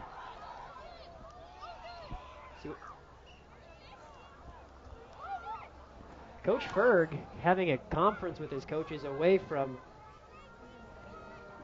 his team right now. We're trying to wrangle him up is currently why we want to hear for what he has to say. But still very much, like we said, very much in this game there. You can see some some pretty prime seating with the little fire there out on the porch. Just up on the hill. That makes sense. I see what you're doing. Some hill inception, I think is what that's called. But some prime seating for Friday nights. And I'm not sure if that's why they bought the house, but not a bad reason. Well, Coach Ferg, if you snooze, you lose, and he's too busy for us right now, so we are going to just go to break. We might be able to catch him a little bit later. We're going to enjoy this band, and we'll see you shortly. 21-6 is the score, so we'll be back with halftime stats analysis right after this. Would you like to watch this game from above the crowd? When it comes to finding you a new home, the team at Total Realty have a game plan that'll put you above the crowd. Whether you're buying or selling, they will answer your questions and provide an expert offense to put you in the lead during the whole process. The Total Realty team members are real people living in your same community. They have the same concerns as you do, and one might just live in your own neighborhood. Your RE/MAX team members are the hometown experts with the world of experience. They don't just want to sell you homes, they want to make you happy. At Total Realty today, log on to ColumbusTotalRealty.com or see their full list of homes from the Columbus app, available on iPhone and Android devices. Hi, I'm Dee Hansen. I'm the Marketing Director, and we would like to introduce you to Bank of the Valley. Community-minded, family-centered, measurable relationships. When it comes to your business, agriculture, and personal banking needs, trust Bank of the Valley. We really focus on the people that we serve. Relationships are the most important thing to us, and because we're smaller, we're flexible enough and we can make those quick decisions to meet your needs. Bank of the Valley in Bellwood, David City, Platte Center, and their brand new location in Columbus. At Columbus Motor Company, they feel shopping for a new vehicle should not be complicated. That's why during the Chrysler Anniversary Celebration, they offer everyone their very best price 24 hours a day, 365 days a year. At Columbus Motor Company, it's just one low price, plain and simple, always. So if you're ready for a new vehicle, stop by Columbus Motor Company, your Chrysler, Dodge, Jeep, and Ram dealer at 2806 23rd Street in Columbus, or visit them at onelowpricene.com. Columbus Motor Company, where you'll find one low price, plain and simple, always. And welcome back. The band's still going strong here at halftime of senior night at Lakeview High School. 21-6 is the score on this one. The Viking Marching Band would like to thank our audience for their continued support. Taking a look at some highlights from this opening half. It was an action-packed first half, to say the least. A lot of running, a little bit of passing, but it went quick. The Vikings were the ones who got on the board first. This one, though, Trent Roth, he did go down with an injury on this play. Not Trent Roth, excuse me, Trey Shanks. He hasn't returned to play. We're hoping he's all right. He's been warming up on the field, and we're monitoring that throughout this quarter. But the good news is somebody that did step up is Jordan Jansen, who found the end zone on a 62-yard touchdown run. There's a good pass completion to Dolezal.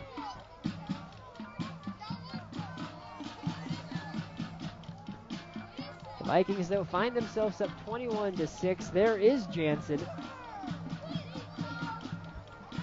showing how he has that little burst of speed. That was the initial carry, and then a little bit later on, he went for 60+.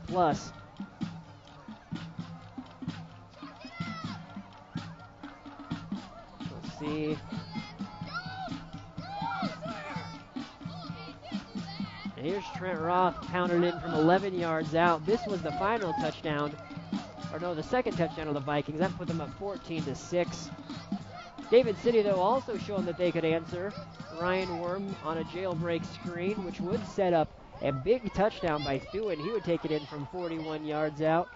Here's the second to last play at halftime. Is Papa, one hand intercepting, showing that he can do just about everything for this David City team. And the fans here, they got their blankets, they got their jackets, and had a good performance so far.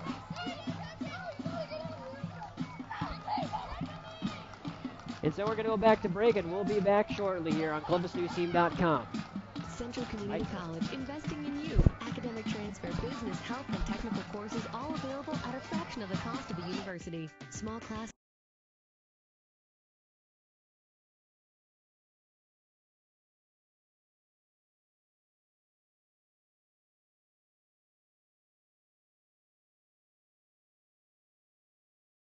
In advanced manufacturing and related businesses. Visit dreamit.doit.com for more information or tour the Central Community College Columbus campus. At Columbus Motor Company, they feel shopping for a new vehicle should not be complicated. That's why during the Chrysler Anniversary Celebration, they offer everyone their very best price 24 hours a day, 365 days a year. At Columbus Motor Company, it's just one low price, plain and simple, always. So if you're ready for a new vehicle, stop by Columbus Motor Company, your Chrysler, Dodge, Jeep, and Ram dealer at 2806 23rd Street in Columbus, or visit them at onelowpricene.com. Columbus Motor Company, where you'll find one low price, plain and simple, always. Would you like to watch this game from above the crowd? When it comes to finding you a new home, the team at Total Realty have a game plan that'll put you above the crowd. Whether you're buying or selling, they will answer your questions and provide an expert offense to put you in the lead during the whole process. The Total Realty team members are real people living in your same community. They have the same concerns as you do, and one might just live in your own neighborhood. Your RE/MAX team members are the hometown experts with the world of experience. They don't just want to sell you homes, they want to make you happy. At Total Realty today, log on to ColumbusTotalRealty.com or see their full list of homes from the Columbus app, available on iPhone and Android devices. Welcome to another Ernst halftime segment. I have Jason Seitz with me here from Ernst Toyota. Jason, let's talk about those great sales going on over at Ernst Toyota right now. Absolutely. We've got a tire sale going on right now at Ernst Toyota. Right now, if you buy 3 tires at regular price, you'll get the 4th tire for $1. We feel like the best way to keep your Toyota is just coming down and seeing us, and we can make sure we match up the right tires for you. What brands of tires can customers choose from? We can do Continental, Dunlop, Bridgestone, and many more. Goodyear, Michelin, we've got about any brand you can think of. And so just come on down to the dealership. There is a few exclusions. Can you tell me about some of the fine print with? Yes, absolutely. There's always that. So mounting, balancing would be additional. We'd also have, there's some shop supplies, some sales tax, of course, that you'd have to pay. And again, there is some model exclusions that are on there. So best way is just to come down and see us, and we can let you know what we got. And your sales team, your group team over there just came back from training on the new Toyota Tacoma, correct? They did. They just got back from the training. They had a real robust training on the all-new 2016 Tacoma. It's a great-looking truck. It's got a bold new grille on it, an all-new available V6 engine, 4.2-inch color information monitor inside it, and smart key feature and many other features. And there's like 5 different models you can choose from. Do you guys have any in stock over at the lot? We do. They're rolling in right now. They're a very popular truck, so I would invite our audience to come down and see one of our sales team members right away. And obviously to find those, they're going to have to find Ernst Toyota, so where can they find Ernst Toyota at? Well, Ernst Toyota is on East Highway 30 here in Columbus. Or you can visit us online at ernsttoyota.com. We've got our inventory online, and you can also take a virtual test drive of any of our vehicles. Well, Jason, thanks for coming down, and I hope everybody's doing good out there at Ernst Toyota. And I want to thank you guys for tuning in to another halftime segment brought to you by Ernst Toyota. It's now time for the Columbus Community Hospital Sports Injury 101 with Brandon Axelman and Dr. Dustin Volkmer. And welcome to another halftime edition of Sports Injury 101, currently at halftime of live high school football action. With me, as always, is Columbus Community Hospital's Dr. Dustin Volkmer. Dr. Volkmer, as always, thank you for stopping in. No, thanks again for having me. I appreciate it. We're glad to have you. Today we're going to talk stingers. It's a term you hear quite often when it comes to sports, but medically, what is a stinger? Describe that, and what does that mean when somebody gets one? So a stinger is an injury to the brachial plexus, which is a large bundle of nerves that exit your cervical spine or your neck and travel to the arm. The brachial plexus itself is kind of right in this region between the neck and the shoulder. So the injury, what we typically call a stinger, is a stretch of those nerves. Obviously, it happens very commonly in football, where tackling positions, the head gets shifted to the side, downward pressure on the shoulder, typically causes a stretch injury to those nerves. Symptoms that we see when a nerve gets stretched is immediate pain. A lot of times they'll describe lightning bolts or shooting pain down into the fingertips, and numbness we hear a lot about, where the whole arm goes numb or dead. And that's all a product of just a nerve being stretched. All right, and so usually a stinger, it seems like it really stinks when you get one for the couple of seconds you have it, but it's a pretty quick recovery for the most part. It varies with the severity of the injury. Some can be just a few seconds. Some can actually last several days. And everyone's a little bit different in terms of how severe it was, the position of the head and the shoulder at the time, and how much that nerve really gets stretched. So it's a very unpredictable recovery in terms of how long the symptoms will last. Sometimes it's a few seconds and the player can get back in the game pretty quickly. Sometimes it's several weeks where we're really monitoring them, making sure their pain gets better, their strength gets better in the shoulder before we can really get them back to full contact. And you mentioned the stinger normally is when you get the hit between the neck and the shoulders, or you put the nerves or the pressure on the nerves. Is that sort of the same thing if you get like a Charlie horse or a dead leg, where you get hit in the knee and that kind of goes numb too? Yeah, it's a little bit different in terms of this is more a traction injury on those nerves where they're kind of at risk up in the neck.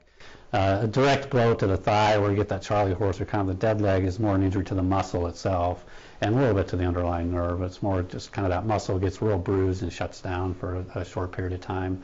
Not so much the nerve injury in the leg. So this is an area that's kind of unique and it's very high risk, especially with football and other contact activities where it really puts a lot of tension on that nerve and causes the classic stinger symptoms. We always like to ask, is there any way to prevent it? I feel like I already know the answer, though. Maybe just wear 2 or 3 pairs of shoulder pads, or what can you do? Right. Well, they do have the cowboy collars, they call them, or the big collars that some of the players you see wear. It helps prevent some of the hyperextension or lateral, bending type mechanisms. So those do help somewhat. Again, just proper tackling technique, keeping your head up, knowing what you're hitting, as the coaches say. We're kind of not getting in that position where you're putting a lot of tension on that area. Are probably the best preventative strategies. And again, just football's a high risk, so some of them are just going to happen no matter what you do. But extra padding, the cowboy collars, proper tackling technique is really the best to kind of eliminate or at least reduce the incidence of these. All right, Dr. Volkmer, well, as always, thank you for stopping in, teaching me a little bit about shoulders and stinger injuries. My pleasure. Thanks for having me. And that wraps up this halftime edition of Sports Injury 101 with Columbus Community Hospital's Dr. Volkmer. We're going to be back to live high school football action shortly. Welcome to Ernst, one of the largest dealers in northeast Nebraska. With 8 acres of new and pre-owned cars, trucks, and SUVs. At the new Ernst, we're doing things differently. Tired of haggling? Tired of back and forth? Let us show you how easy it can be, and we never charge stock fees. Finding the vehicle you want at the best possible price is our priority. We know you can shop anytime or buy anywhere. Shop Ernst, East Highway 30 in Columbus. Home Real Estate is an all-star team of realtors who are ready to work for you. We work tirelessly to sell your home or find the right home to suit your needs. I am Home Real Estate's broker, Don Dreesen, and I have 40 years of experience. I know Columbus. Home Real Estate, serving Columbus and the surrounding areas. A&J Guns is truly your tactical connection. From accessories like Magpul, Aimpoint, and Vortex to firearms, ammo, and suppressors, we can set you up with what you need. If we don't have it, we can get it. A&J Guns in downtown Columbus. Hi, I'm Dee Hansen. I'm the marketing director, and we would like to introduce you to Bank of the Valley.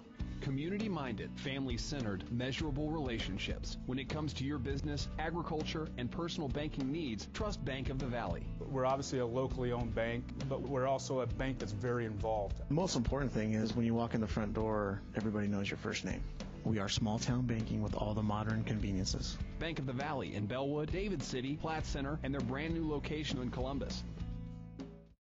Welcome to Columbus Tire and Service in historic downtown Columbus. We as a team never promise more than we can deliver, and we always give the customer more than they expect. We're authorized dealers for Goodyear, Hankook, and Falcon, but we can get you any vehicle tire you want. We offer full automotive repair by 4 qualified, experienced technicians. We are a qualified farm tire dealer, and we offer 24-hour on-the-farm tire service. Request service, shop for tires, or request a quote at columbustireandservice.com, or give us a call to set an appointment, 402-564-6229.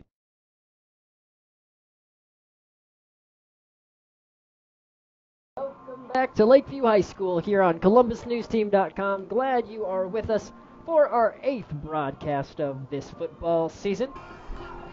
Vikings up 21-6 on senior night as they kick to the David City Scouts.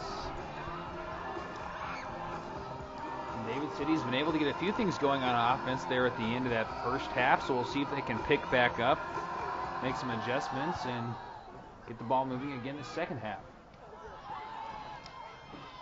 Short kick taken to the 32-yard line by the Scouts, which is where they'll start things. Number 9, Dakota Prorock, there on the tackle. Looked like, Ryan Worm there on the return. Out of that fullback return position. Trying to look on the Lakeview sidelines right now to see if I can spot Trey Shanks. Not sure. He is in the game right now, actually. Is he? Well, right there at outside linebacker. There on the we right go. side there you see him. Trey Shanks back in the game. Well, that is good news for the Vikings. And he looks like he may be showing blitz. There's a run up the middle. Good news, though, for Lakeview as the senior is back in and recovered from that minor ankle injury. And you're hoping, if you're Frenzen at least, you're hoping he can hold that one up and keep that ankle stable throughout the game. Again, we're not sure what the actual injury was, so hard to say if he's, sore or what. But you saw him flying around there on that last play. So promising to say the least. Gain of 4 on that last one by David City brings up 2nd and 6. Quick throw, looks like miscommunication between Papa and Detmer. Yeah, it looked like maybe he was looking for Detmer on potentially either. I was thinking as soon as he let go of that ball, he's got slant. But Detmer was downfield, looked like he was going to block. But a lot of pressure there in the backfield pretty quickly, so that could have played in there as well. 3rd and 6 now for David City. They're desperately not wanting to do a 3 and out, so open things up. Shanks on the backside, showing pressure. And this time, Papa connects with Detmer. It's not going to be enough for a first down, but Grant, I think Shanks got tripped up, or Papa was going to have a big hit in his back. Yeah, he was coming pretty hard off that edge, and for a second when he fell down, I was just hoping it wasn't because maybe his ankle or something gave out. He looked like he just kind of tripped up, and he is back up on his feet, so looks like he's gonna be all right. But the Scouts gonna have to punt this way, not quite enough for a first down.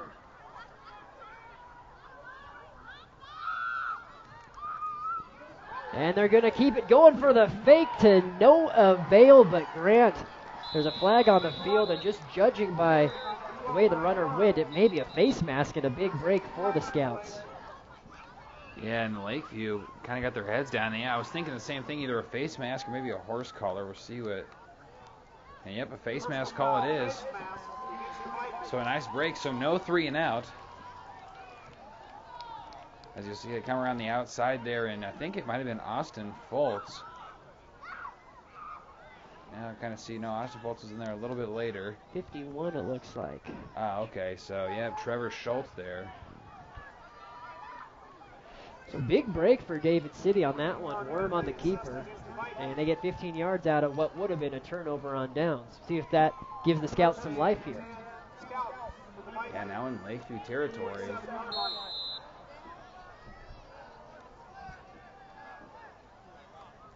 So they'll take things from the Lakeview 47. Quick drop back pass. We've seen that play before. Kirby caught it. Looks to be a little shaken up. Also a flag in the backfield. Kirby is going to get up there. But they are going to call a personal foul. That's going to be roughing the passer against Lakeview. So another big break for, well, you know, it was a 9-yard pass, so not that they needed the break there, but nonetheless, they're going to gain 6 extra yards off of that one. Kurt Frenzen on the sidelines, not happy. Obviously, 2 big 15-yarders back to back, and you're giving team yards. It's never a good thing. And uncharacteristic of what we've seen out of this Lakeview team. A couple of times that we've been able to get out here and watch them. Usually pretty disciplined as far as penalties go. So now ball on the 42-yard line, or 32, excuse me, for David City. Handoff up the middle to Thuin. Thuin runs through a couple arm tackles, gets enough for a first down. That's a gain of 13 more. Yeah, what was once a 3-and-out has now led to a red zone drive. As Thuin breaks inside of that 20-yard line there in the dive play. He just kept running there. They couldn't bring him down. He was doing a great job of staying on his feet. There was a couple times there where I just assumed he was going down. But David City in very much scoring position right now. Ball on the 19, fresh set of downs.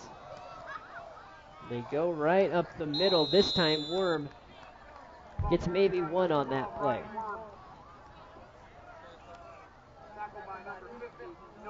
So a big stop there by Lakeview, only allows about a gain of a yard and maybe, yeah, about a yard.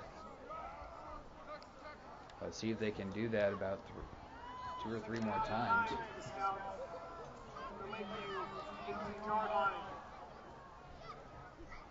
So David City has twins to the left. Worm and Thuin in the backfield. The ball with a quick pass.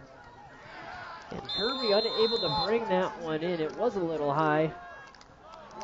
Nice job by Donnelly to get underneath him there. And we might have been able to bring that one down, but Donnelly got underneath his pads there, underneath his helmet almost immediately. So nice coverage by Donnelly to break on that one. So now 3rd and 9 for the Scouts. 9:17 to go in this third quarter. Ball on the 18. Pulling Vandenberg in. See number 4 there in the backfield. They hand it off to Thuin up the middle. He's going to get about 6, but that's not enough for a first down. A very big gain. I'll be curious to see what they do here. Only about, 4th and about 3 is what they're calling it on the board. Looks like about 2.5, maybe 2, but 4th and 3. Looks like they are going to come out and go for it. 3 yards to go, 4th down. Coach Ferg saying he wants to roll the dice. Down 15, and they just give it to Papa on a sneak. A flag comes in late. We'll see where they mark things here. Interesting, Grant. You don't see a sneak normally on more than a yard to go, and they had 3 they had to get. And it's hard to tell kind of where they're placing them. Looks like he got enough if this is against Lakeview. And this is going to be against Lakeview. They're going to move this one forward. Another face mask call. A second one on 2 4th down occasions, and again, Coach Frenzen arms crossed on the sidelines as the Scouts' opening drive of this half continues. That's going to put the thing on the 5-yard line.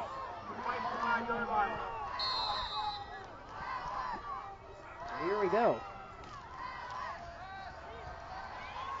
Papa rolling out and hit out of bounds.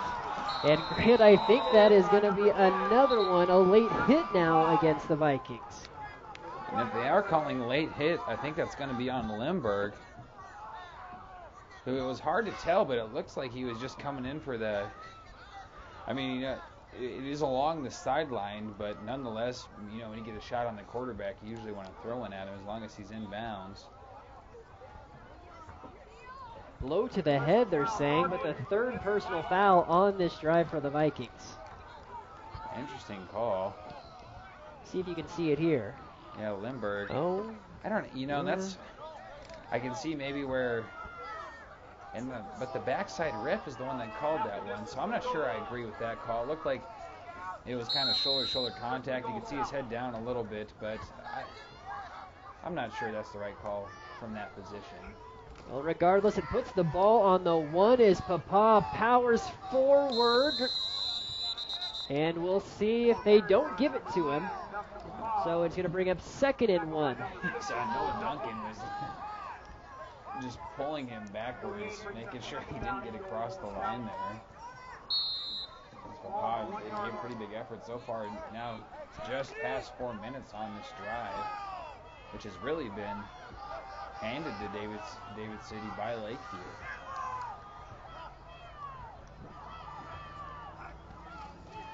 And Papa hands it off up the middle. And they stop him again, Grant. That carry was by Landon Sweeney, who couldn't punch it in. 3rd and 1 now. And I was just trying to see the number there. Zach Kovza getting there in the backfield on the initial hit. There was a couple of those guys in there. Noah Duncan and Jansen as well getting in there. So a group of those guys getting credit for that tackle, but it looked like Kovza was the guy who kind of made the initial hit. And you could hear the yells from the field. The Vikings, when you stop them twice, you get more pumped up. You have momentum, and now a crucial 3rd and 1 to go. And that same Maryland I formation. And Papa keeps it on the play action, and they get in there. Touchdown, David City. Logan Detmer catching that one. Yeah, great call by Amp Ferg to open that one up. Lakeview was definitely expecting a run because that's what David City does. And we got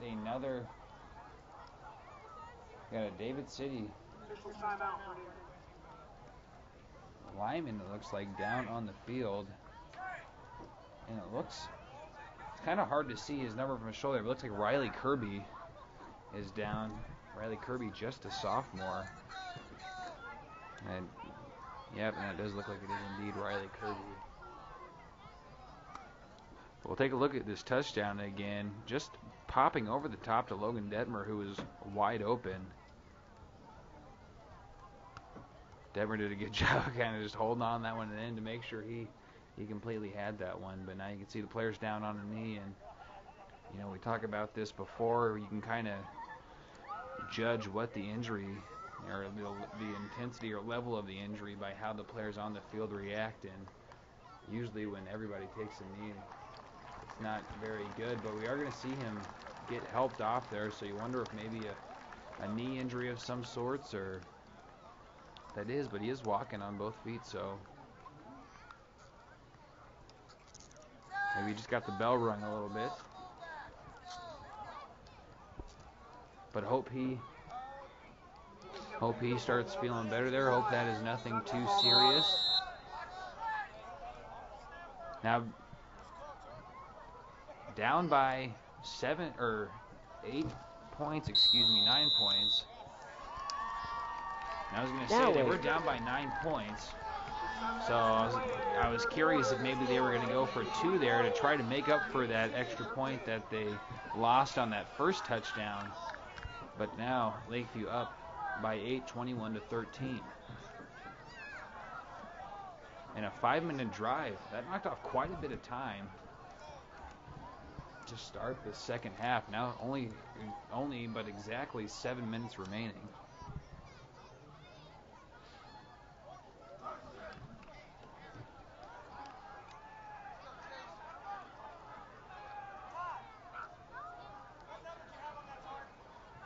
And it does appear that Riley Kirby's going to be all right as they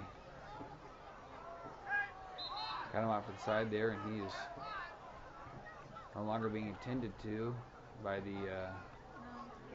trainers from the Lakeview side. So we hope that is a good sign. And we do see him actually out on the field right now.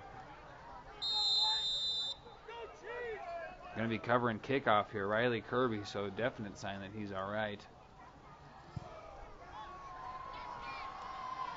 Lindbergh back to return. He's going to pick it up near the 10-yard line. Dangerous situation as he's not going to get a gain of much.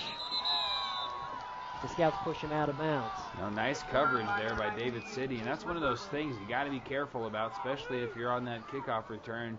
You know, a lot of people forget, myself included sometimes, that that's a live ball going back there. So when that's sitting on the ground, you know, it's not like a punt. You got to pick that bad boy up and you got to get moving.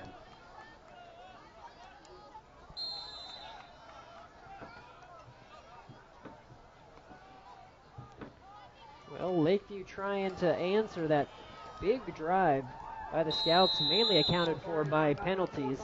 Jansen gets a short carry there for, looks like 5.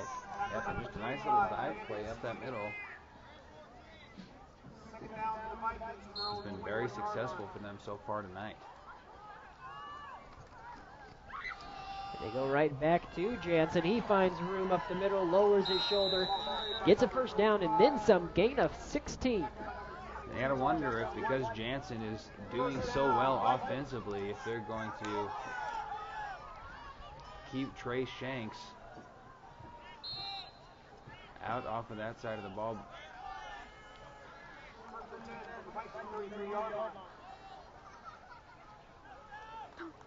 So first down, ball on the 33. Trent Roth now tries to get outside.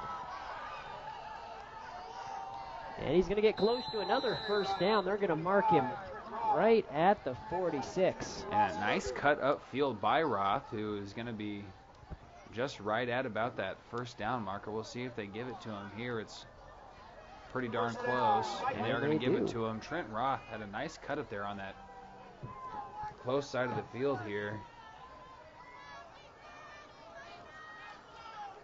And Lakeview offense definitely not coming out flat here as they're moving the ball pretty effectively to start off this drive. And you can see Shanks is back in the game as he takes that handoff. There he goes. He seems to be all right, Grant, as he goes, still going actually. And it looks like his helmet may have been caught on a shoulder pad, but I think that answers your question if he's okay or not. There's 13 hard-earned yards. And I'm not sure, kind of hard to see. I'm not sure if he was completely down there, but he wasn't moving much further. And you got to imagine if your helmet is stuck to somebody's shoulder pads, it makes it quite a bit more difficult to move downfield. Well, he's still staying in there as well, so. Good sign as the handoff goes to Trent Roth now. He has room on the outside edge. And he's taken down right at the 30. Shanks doing a good job downfield, setting up a block for Roth. And quite a bit of time ticking off here as Lakeview just steamrolls downfield. Roth coming around that right side. There you see Shanks blocking, as well as Jack Reeg doing a nice job opening that up. Johnson keeps it himself this time. He's going to find some room. Nifty cut Johnson. They going to give it to him? No. Touchdown. They got to give it to him. He wants it. He's tackled at the 1. It was interesting, Grant. We might have to see a replay because it looked like he got tackled, but he was still sitting on the defender, which should have rolled him in for the TD. Yeah, I thought the exact same thing. He wanted it too. He was pretty excited. I thought he had rolled in. But he's going to keep this one. And he gets it anyway, so that's fair. At least he gets the 6 points. Took him an extra carry to do it, but he's fired up nonetheless. So Shanks hear the police sirens going there in the distance, and Trey Shanks' dad, actually, from the sheriff's department, whipping off those sirens.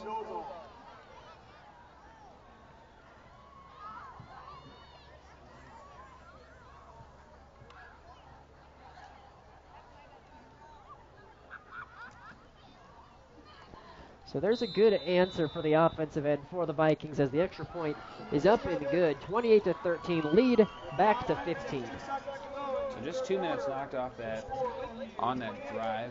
To be exact, 1 minute and 58 seconds. But if you're Lakeview, that's a good sign. Your offense really did a great job of moving downfield there. Dylan Johnson just kind of whips around, and there you can see Logan Detmer, and his butt it looks like Dylan Johnson's butt did touch down before he got over the plane. Definitely a judgment call by that ref, a tough one, but it looks like he was down. That's probably the call I would have made as well.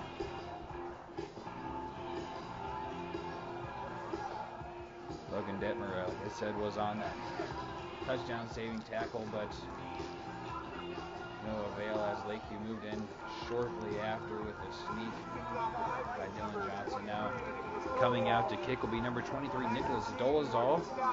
Back to Detmer and Sweeney for the Scouts.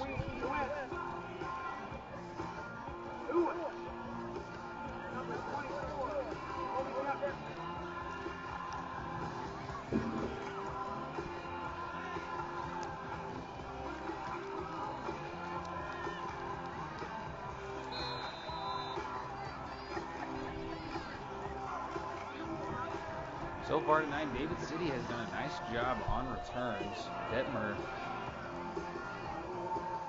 leading that. And that's just going to be a little pooch kick here to avoid that situation. Ball pops out, and Scouts fall back on it safely down at the 33. That's kind of the situation they're trying to avoid, breaking that big one, as we saw a couple of those chip shots to Worm earlier, and now an even shorter one.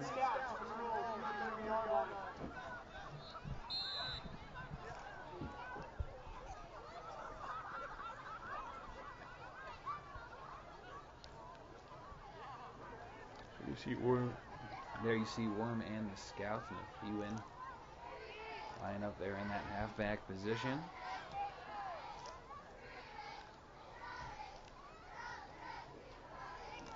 Handoff right up the middle for the Scouts. Short gain. That Lakeview defense had a chance to go 3 and out last time. They will try to amend that mistake this time.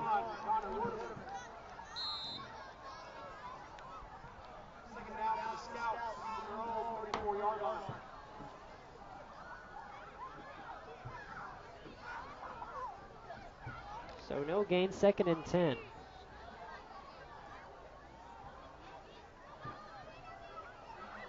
So in that I formation again, Deuce is out there on the right side, Detmer, and there is Sweeney pounding forward for a gain of maybe 2 more, bringing up 3rd and long.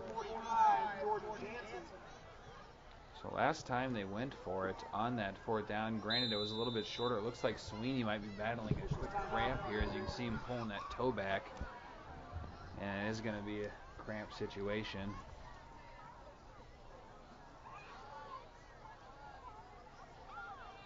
See him working out that calf, so cramps never fun. The muscle cramps is the one I'm talking about, is what you're going to see here in the football game. But Sweeney's going to jog off the field there and get a little Gatorade in him, I'm sure. Colin Vanderberg coming in there to fill Sweeney's position.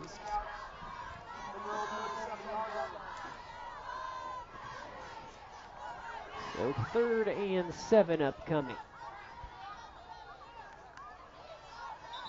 And low snap, whistle is blown prior.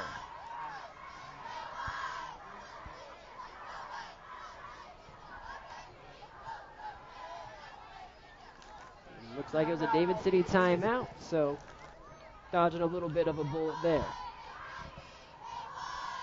And another very quick quarter. As we've seen, we have not seen, at least, very many pass plays. A few screen plays by Lakeview, and then a few down yard chucks by by this Scouts team, but nonetheless keeping this clock moving.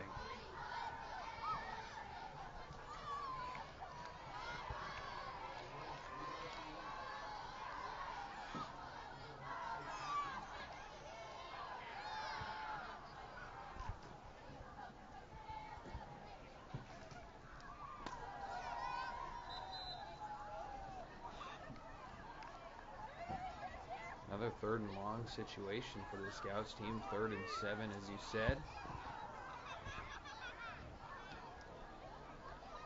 Hoping to hold together a first down and another potential second successful drive, and Lakeview trying to remedy that last mistake where they had, 4 or 5, well, 4 I think, personal or intentional. Giving up 15 yards a pop, and that's something you can't do defensively. We'll see if they have better luck this time. The Scouts cannot convert on that screen play. You have to probably think, Grant, I guess you don't know, but 4th and 7 in their own territory, they're going to punt. Yeah, I would think so. You got a whole nother quarter to work with. Granted, the clock's been moving pretty fast, but it's a tall order, and Detmer set there the long snap was the intended target on that screen play, but it looks like they will come in and punt here. Back receives the Vikings, number 19, Jason Lindbergh. So Lindbergh is back to return. It's a low punt, but it has some power. Lindbergh takes it right at the 30. Ball pops out.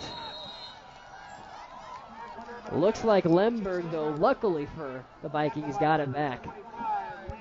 That would have been a big break for David City to move into Lakeview territory, but now Lakeview will come onto the field, and last time was very successful moving downfield. Will attempt to improve on this lead again, put this game a little more out of reach.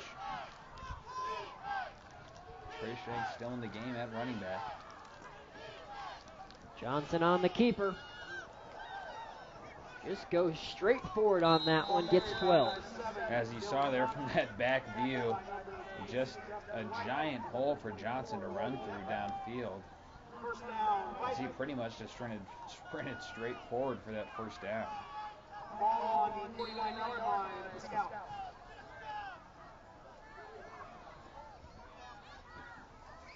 Nearing the 3-minute mark here in the third.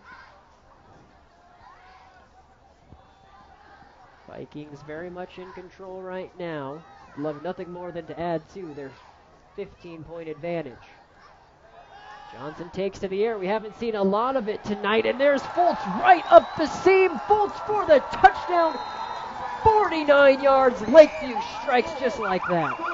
And that was about the exact same play we saw him try to run earlier that got picked off when they had about 7 seconds left in the first half. But that time, Austin Fultz runs downfield uncovered. Dylan Johnson, as we talked about before, does have the arm, and he's able to connect with Fultz, who is just wide open. And he sprints in for 6 points. Fultz having to kind of be the big receiving target this year after the injury earlier this summer to Quinn Madison, the knee injury, who took him out. He is a senior as well, and we'll see him potentially here in basketball season. He's able to kind of rehab and get back at things, but Fultz has done a nice job this season of taking over. Fultz, the leading receiver, with 237 yards. That's his second touchdown on the season. And yeah, Grant, if you're the Scouts defense, you cannot allow that 6'1" target just to run free right up the seam like that, or it's going to bite you. Yeah, a big guy to let go down the middle unattended. They can show you they do have the ability to open things up in the air, and they've been running it so much, and they just did the exact same thing that David City did. And it was a little bit shorter. David City was from about the 3-yard line, but continually running, and then just opening it up for one pass.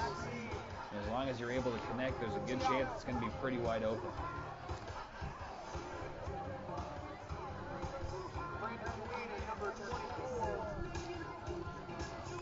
So Detmer and Sweeney again back to return.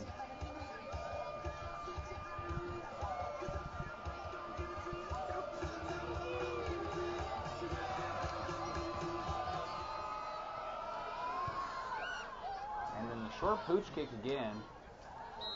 And again fielded, this time about the 38, so good field position for the Scouts. Yeah, and that's Anthony Tebby who's going to fall on that one.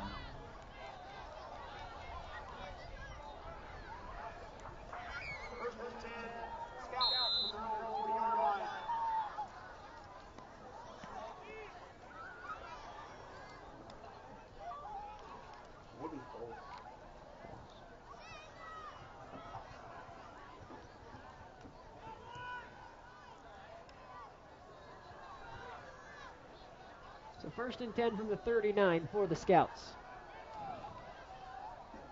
Nothing doing up the middle for David City on that one.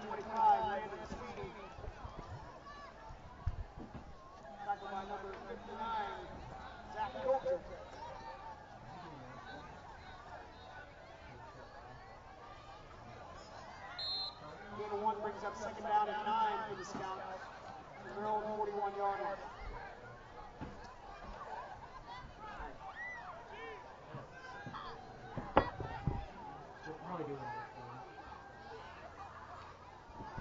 Second and 9. Rolling out is Papa. It's his receiver in Worm, close to a 1st down. That's a gain of 12. Tackled by number 20, Trey Shanks. Trey Shanks on that tackle there, so it's going to be 3rd and short.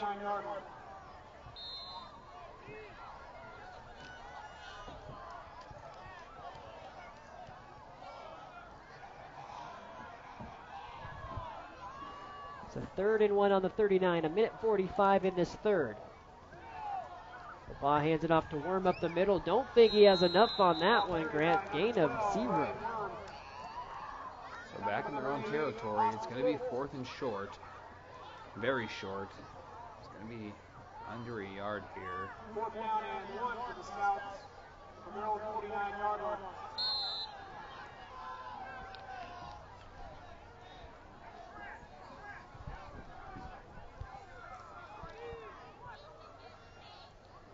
A minute 10 and counting in the 3rd. Another 4th down situation for the Scouts as they try to answer that Fultz touchdown connection from Johnson.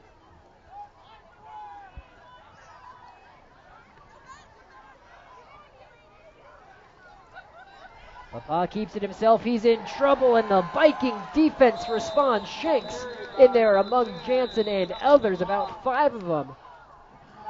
Force the turnover on downs, and that is a big play for Lakeview. Looks like there is a flag, though, so could it be the 3rd time in a row on 4th down? The Vikings give him a 1st down. Nope, this time against the Scouts. So Vikings going to have pretty decent field position. As we've seen, they've been able to move across field with their offense. And with just 50 seconds left in this 3rd quarter,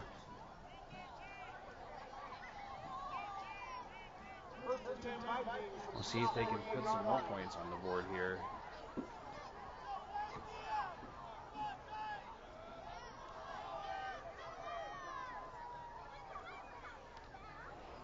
And a little miscommunication between the Vikings and David City gets it right back. Recovering that one is Matt Eilers.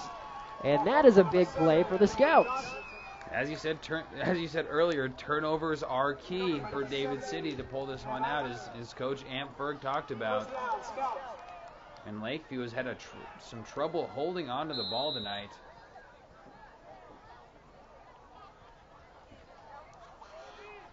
And the defense will come out here. David City with a fresh chance to try and get back into the end zone. 35-13 with 46.2 seconds left in the quarter.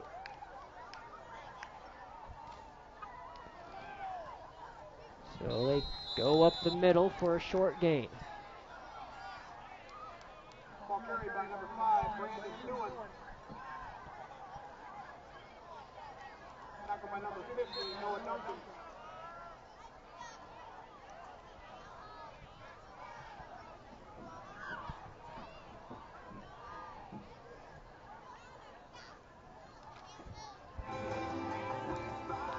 So 15 seconds. We may get one more play in this 3rd quarter. 2nd and 7. Dropping back, and nice pass and catch as Detmer reels that one in. That's going to be a gain of 7 and close to a first down. Looks like they will give it to him with half a second left in the third.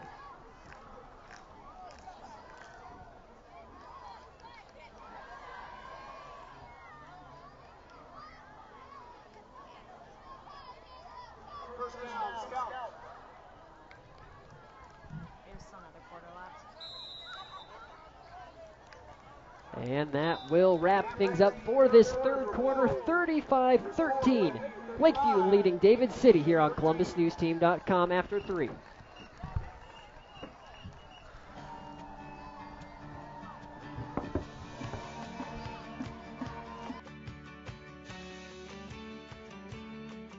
In Columbus, see your good neighbor State Farm agent Annette Alt for your insurance and financial needs. At Columbus Motor Company, they feel shopping for a new vehicle should not be complicated. That's why during the Chrysler Anniversary Celebration, they offer everyone their very best price 24 hours a day, 365 days a year. At Columbus Motor Company, it's just one low price, plain and simple, always. So if you're ready for a new vehicle, stop by Columbus Motor Company, your Chrysler, Dodge, Jeep, and Ram dealer at 2806 23rd Street in Columbus, or visit them at onelowpricene.com. Columbus Motor Company, where you'll find one low price, plain and simple, always. Hi, I'm Dee Hansen. I'm the Marketing Director, and we would like to introduce you to Bank of the Valley. Community-minded, family-centered, measurable relationships. When it comes to your business, agriculture, and personal banking needs, trust Bank of the Valley. We're obviously a locally owned bank, but we're also a bank that's very involved. The most important thing is when you walk in the front door, everybody knows your first name. We are small town banking with all the modern conveniences. Bank of the Valley in Bellwood, David City, Platte Center, and their brand new location in Columbus. At Columbus. Welcome back to Lakeview High School. Fourth quarter action coming at you right now. And a big play by the Vikings tackling the Scouts on that one. Yeah, Dozal getting in for a big play on Sweeney. As Scouts try to get back into this one, 35-13 is the score. There you see Dolezal's had a nice few catches tonight, done a nice job defensively as well. But Lakeview, as we said, just has had a little bit of trouble holding on to the ball tonight.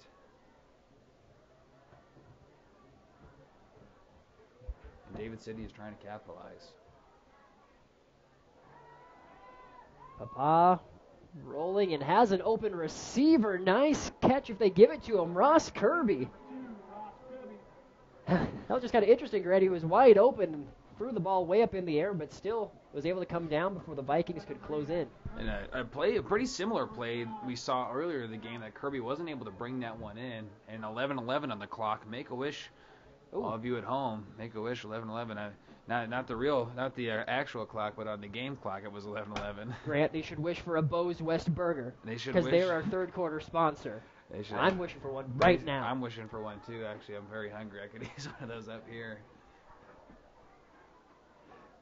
10:55 to go though, as I am now very hungry. Another pass completion though for the Scouts. This time going to Logan Detmer. Yeah, and airing it out a little bit. A nice little change of pace for the Scouts, who are getting some movement, not finding much success. A little bit there, you see our third quarter. You shall receive. Yeah, absolutely. There's Bo's Bar and Grill out there on Highway 30 east side of Columbus. But David City finding some success here in the air. You know, they had a little bit of success. Theon was able to break free a little bit on the run, but, you know, for the most part, they just couldn't move the ball. But right now the pass is working. High formation again for the Scouts. Papa again rolling out. He has a lot of pressure, and there's Fultz wrapping him up for a big sack. And Fultz was speeding there in the backfield, showing he's got a little bit of that agility, the wide receiver. Coming into the backfield, also a defensive lineman. An odd combination, a combination I played in high school, so I'm in favor of that little D in wide receiver action, but Fultz doing a nice job on that backside. Yeah, you had a 2nd and 1. Fultz with the big play. Now you're 3rd and 11. So loss of 10 and a big hole for David City. And back in shotgun again. Wouldn't be surprised if they, 3rd and long. They've had success in the air this drive. See if they air it out again. Papa looking like he will. Another big pressure. Is that Fultz again, Grant? Back-to-back sacks for the senior. And Fultz getting hyped up, coming into that backfield like a speed demon as he kind of got a little bit of the ankle tackle there, but nonetheless still effective. And Fultz, like you said, the senior stepping up there and making a big play on senior night. Noah Duncan was kind of eyeing him down, but Fultz just kind of sped through and wrapped him up, and Papa didn't have anywhere to go. As replays you see there brought to you by Bill's Tire Outlet. Shop there today and get up to a $70 rebate on select Continental tires. As here is the punt and fair caught at the 10-yard line. Someone maybe told Fultz that he would get a Bill's Tire deal if he got 2 sacks in a row. Am I wrong? I don't know. I'm not sure what kind of car or truck Fultz drives, but those guys over at Bill's Tire, you might have to hook him up. Someone told him he got that promo, so that or someone put in the NCAA cheat codes, or I should say the NSAA cheat codes, gave him that speed boost to get him into the backfield there, and some pretty impressive sacks though, nonetheless. And whatever the motivation was, Coach Kurt Frenton and company got to be pleased. We'll see now. They go back to him on the offensive end. This time they give it to Shanks, who's still going. Shanks does a great job after just getting hit initially to just keep those legs churning.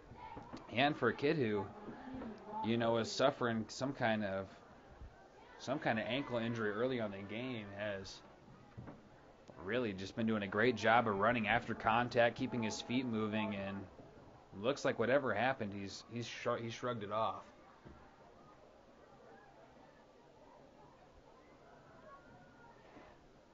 And not a big gain on that one as the carry goes to Roth, maybe 2. Roth, you know, really has been corralled for the most part for being the great player that he is. Credit the Scouts' defense on that.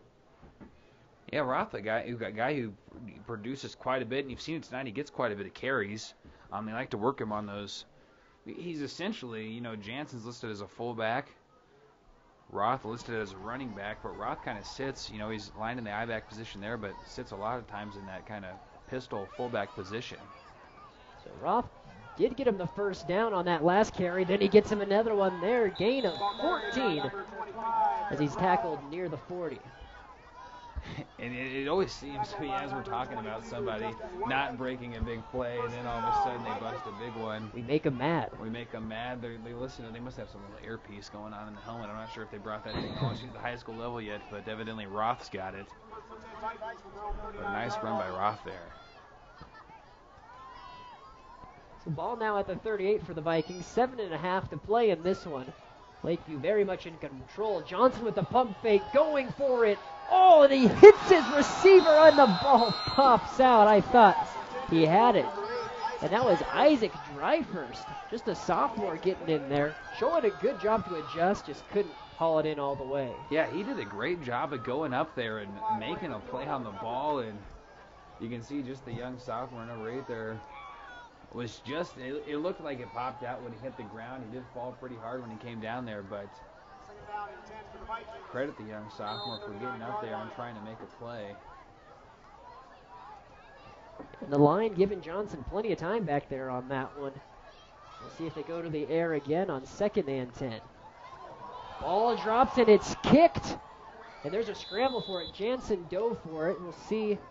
Looks like it's going to stay with the Vikings. Yeah, Jansen did pick that one up, and just again, you know, ball control, ball security, and you're going to see number 57 was going off field there, but that was just a hit off. You know, Johnson dropped it a little bit. Jansen hit it with a knee, so just kind of bobbling that one off the snap. 3rd and 10 on this one. Johnson rolling out. He's going to keep it. Good tackle in the open field, but I don't think it was before he got another first down. And Thuman there on that tackle. And like I said before, you saw 57 Matt Lewis ran off the field there. Not sure, he might have been limping a little bit, so you know, hopefully he's okay.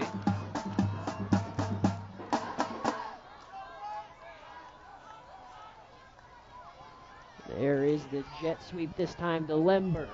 the punt return specialist, showing he can also run the ball. 17-yard gain as he gets into Scout territory. And Lindbergh's got that speed there out on that outside. Listed as a wide receiver, he doesn't really get that many catches on the outside, but he's got the feet to move. And a nice little move there on Kirby before eventually getting knocked out of bounds. Big run by Lindbergh. Ball on the 32. And that time the Scouts defense had that plan. Lindbergh again with the carry, but Papa says, no. Papa got in there, a big hit by him to get him right there in the backfield. It looked like they might have been the exact same play they just ran, just the opposite way. And you could see him going in motion, and then as soon as he hiked it, Papa got through the backfield and made the big tackle. That was a loss of 7 after Papa blew that one up. So 2nd and 17.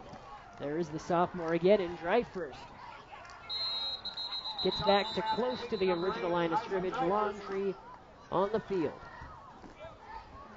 So we're going to see her. Nice little pitch and catch there for about 7 yards. Makes this, depending on what that, and it's going to be a holding against Lakeview. So they're going to march this one back. That was a nice little play, but they'll replay the 2nd down then. So essentially a loss of about 3 yards there. Well, loss of about 5. They're going to call that 2nd and 20.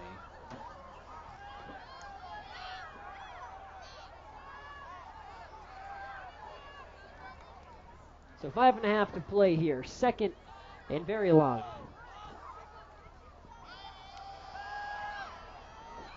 Johnson's going to keep this one. He's in the open field where he is very dangerous and nearly actually does get all 20 back and then some. And Johnson, a playmaker on his feet and with his arm. We saw him connect on the big pass earlier, and you've been seeing him run all over the place tonight, which just makes him so much more of a threat. Rocking that number 7. Number you quite often see for some reason on those running quarterbacks like that, number 7. I don't know why that is. Well, Jansen goes up the middle for close to 7. Looks like maybe 9 officially, as he's having a great night in his sort of relief role and providing a little bit of cover for Shanks. Yeah, he's really stepped up. The junior's done a great job so far of running downhill, and you've really seen a lot of burst out of him. Like you said, he's listed as the fullback. You see him line up at the fullback position there, but he's been playing pretty much the halfback position tonight. Now he's lead blocking. And there is the punt return specialist in Lindbergh for the touchdown. You gotta love the little dive over the top as he's able to put that one in, and a very big touchdown for Lakeview, who's now going to go up 41-13 with only 4 minutes and 41 seconds remaining in this game. You think at least there's a pretty good chance Lakeview's going to be taking this one home tonight, but they've played pretty good on both sides of the ball, besides the fact that they've given up quite a few fumbles. They just have not done a good job of holding on to it. 42-13, the Vikings grabbing a great result on senior night as they are in control with 4:41 to go. David City finding a little success through the air last time, so I wouldn't be surprised if they start airing it out again. But back to Lindbergh, and that big lead block by Jansen there opens it up just enough for Lindbergh to do the rolling dive, or what most people call a flip over top into the end zone for 6. That diving replay of Lindbergh brought to you by Bill's Tire in Columbus. Whether you need lawnmowers, tires, or combine tires, we've talked about this before, Grant. Yeah. They have them all. Combine tires for the car, which I still need to do, but it's harvest season. It's harvest season, and you cannot be too careful. Yeah, I tell you got to be careful during harvest season. It's pretty dry. I've had a couple fires so far, especially around the northeast Nebraska area, so tough situation there, but Combine Tires, nonetheless, Bill's Tires, go check them out. Great guys down there. I think Lindbergh's trying to get one promos too. I'm not sure if they're issuing an offensive promo, but Lindbergh's working on that one. Well, Lindbergh on senior night, though. Grabbing his touchdown as well as a senior. Again, a great performance all in all for this Vikings team. It's really, you can't ask for much else as a fan or a coach. And the seniors, they're going to have this memory for the rest of their lives. I remember my senior night, just like it was yesterday, Just like yesterday. It's been a while ago since senior night. I don't know if I remember. I had two senior nights though. I had the Wayne State senior night as far as football goes. So that one's more immediate in my memory, I suppose. And basketball senior night, I was sick. I got strep throat. What the heck? So no good there. Don't remember. I remember that one. I was sitting on the couch watching cartoons. Nobles kicks return by number 5, Brandon Thewin. Nonetheless, Brandon Thewin there on the return. Try a little kick. Thewin able to get up to about the 38-yard line. And just look at how this one shakes out. Lakeview should win this one. So David City will advance to 2-5. They have a final game of the season against Bishop Newman, currently number 8. A very good team. They're currently leading Wahoo. It just speaks to the strength of this district. You have Wahoo currently number 3, SCOTUS number 5, Bishop Newman number 8 as Thewin gets the ball on the outside here. Pounds forward for 8 yards, but Class C1 football in general is very, very strong in District 4 here in the Columbus area. A lot of good teams. We've been just trying to solve that puzzle of this district play so far. Just kind of highlighting again, SCOTUS beats Newman 44-0. Lakeview loses to Wahoo by 1 in the game. They could have won, missed a field goal earlier in the game. Then SCOTUS loses to Wahoo by 3. Lakeview loses to Newman. Newman plays pretty good. Wins by about 19 or so. And then now Newman's beating up on Wahoo, so you got to wonder if, our guess is maybe SCOTUS just played unreally good against Bishop Newman and then played very poor against Wahoo, but so far that's about the only answer we can dig to that problem. But nonetheless, Lakeview and SCOTUS matching off this next week. It's going to be a fun one to cover. It's going to be a must-win for the Vikings, no doubt about it. Currently, Lakeview sits at 23rd in power points, the way Class C1 shakes out in the NSAA playoffs. As you do see a run to the outside by Sweeney there. They basically take the top 8 teams that win the district, and they're automatically in. And once you have the district winners, you take the next top 8 that are in order by those power points for a total of 16. And talking to Coach Kurt Frenzen and Howells, he described it. They have to win both, but also, depending on how the power points shake out, you're going to need some teams to lose to lower their strength of schedule and make Lakeview's higher. It's a very specific science, but currently they're sitting at 23rd with 38.57. And, you never know. You never want to say never, but the last week of high school football can get pretty crazy because every game matters, even the games where two poor teams are playing against one another. As Thewin, we saw him reel one off against the SCOTUS Shamrocks at this time. He does it again, 40 yards out. And the game breaker puts his team closer to within 19 points now to 42. Yeah, just that sweeper on the right side. We'll get back to the PowerPoint. So we kind of wrapped up there about the PowerPoints, and just really going to be an interesting last week of football as it always is, and Lakeview's going to need quite a few things to go their way for them to get into the playoffs. But Thewin there, as you said, we saw him do it at about exactly this time against SCOTUS. Last time we got to watch him, and he's got the ability to open that one up, and the kick is no good, so it's going to remain 42-19. 3 minutes and 23 seconds. You got to imagine Lakeview's going to keep this one on the ground, try and run this clock out. Now Viking got a hand on that one. So, looks like Vikings are going to advance to 5-2 in the series since 2003. Vikings won back in 2003, 42-12. Didn't play each other for 6 more years. Then David City rallied off 2 wins in 2010 and 11. And then ever since, the Vikings have won 3, and it will now be 4 in a row from 2012 up through this year. The band's getting wild, though, Grant. Jump around. They're doing their own Wisconsin version of it in the student section here. Hey, I love it. You almost the same scale. Almost the same. I would say, if not maybe a little bit bigger, but I can feel it in the press box. I can feel it. That might be me just shaking and dancing around too, but you gotta love when the band gets into it. There's a little better view. You see the percussion section shaking it up front with the quints, or the quads, excuse me. But they're getting into it. You got the band instructor right there in the blue sweater. He's doing some robot-ish action, too. He's the ringleader. The ringleader's we need to find out who he is. The instigator is getting them going. Oh, I guess we'll get back to football now. That was a lot of fun, but sometimes you gotta stick to what we came here for, I suppose. And a fumble there. Yeah, muff kickoff.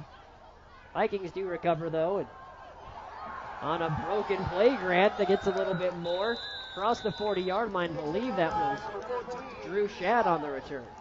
That was Drew Shadd indeed, and it's another situation. For some reason, Lakeview just all around just had a little bit of trouble holding on to that pigskin tonight, but nonetheless, Shadd getting downfield, just the junior, and making something out of nothing.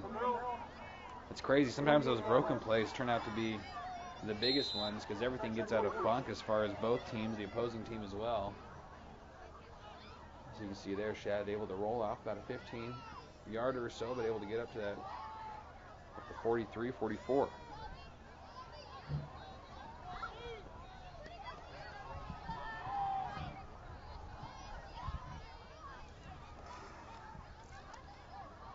And there's that fumble again. Well, look at the Vikings will keep it, though. And Drew Shadd in at the quarterback position for Dylan Johnson. Second down and 10 for the Vikings from their own 44-yard line.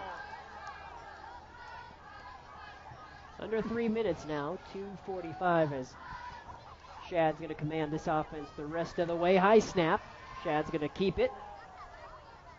And power forward for 2 before he's pushed back by the scouts. Yeah, more or less just seems like maybe it's just a little trouble connecting between the center and Shadd there on that first play as well. That can happen. You don't play for a whole game, then you have to go in and start snapping with your quarterback and being in a rhythm and stuff like that. Sometimes can be a little difficult. So 3rd and 8.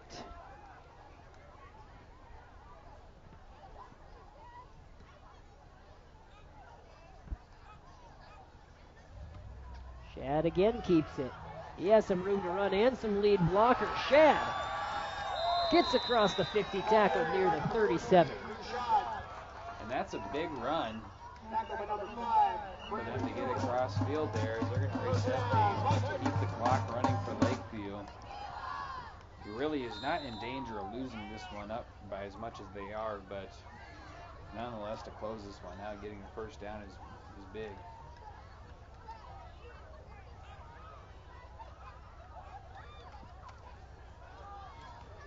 And handoff up the middle as Shadd carries out the play fake. Gain of 4.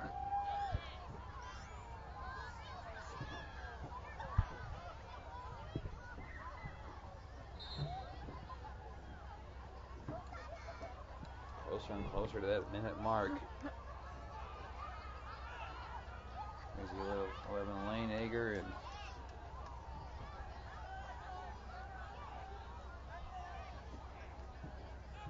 Oh, 2nd and 5. We're now at the minute mark as Shadd has 2 lead blockers again. Shadd falls near the 20. Shadd doing a nice job following Nolan Vierguts. I haven't called Vierguts yet. I'm not sure if I'm saying that right. I apologize if I'm messing your name up. number 55 there in the lead blocker. That Chad followed all the way down there for the first down. Well, 45 seconds and counting. There's a jet sweep by Lane Egger. 135-pound junior rocking the neck roll for intimidation purposes. I love the neck roll. The neck roll always looks classy. I don't know why. It does just make you look so much bigger, too. You think about it, all it is adding a little. It's like essentially wearing a collared shirt that's made of foam, but nonetheless, it's effective. And as you can see there, the intimidation worked. I'll be honest. I thought he was 185 before I looked at the roster and it says 130, and I'm like, what the heck? I would have went as high as 190 even. Well, Shad keeps it himself again. And he's going to be just short of the end zone as there's 3 seconds, 2 seconds, and that is going to do things here. Lakeview Vikings win on senior night 42-19. They move on to 4-4 and still have slim hopes of the playoffs with a very big game next week, Grant, against the crosstown rivals in the Scotish Shamrocks.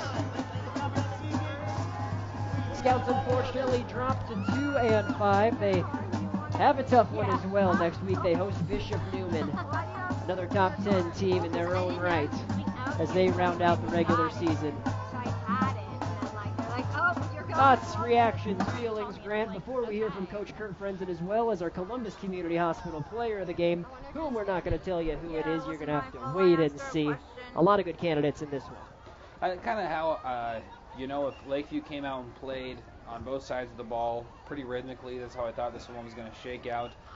Lakeview did give a few more opportunities to David City, as we saw. They had some trouble holding on to the ball, something they're really going to need to clean up if they're going to compete this next weekend against SCOTUS, who is, no secret, they're very talented. David City, they did some good things. They had, they got some bright spots on there. I thought I'm plugging 2 or 1. A couple of their players did some good things. Thielen was one of those guys. Papa as well. They had some highlights on that offense. Papa did some great things on defense too. So it'll be interesting to see how this last weekend turns out. I'm always looking forward to that last regular season of high school football, because things can get wild. So we'll see how they do. We have Lakeview and Lakeview and SCOTUS is who we got, and then Columbus High's taking on Millard South. They're having a tough time right now against Fremont, but they'll be taking out Millard South next weekend. So it's going to be a good weekend for football next weekend as well. So you see Coach Frenzen there with his team, very pleased, has a great group of seniors. And we've both been able to talk to him. He really cares about his team, and every good coach does. Not saying that any of the other coaches around here don't. Coach Williams, Coach Linder at SCOTUS.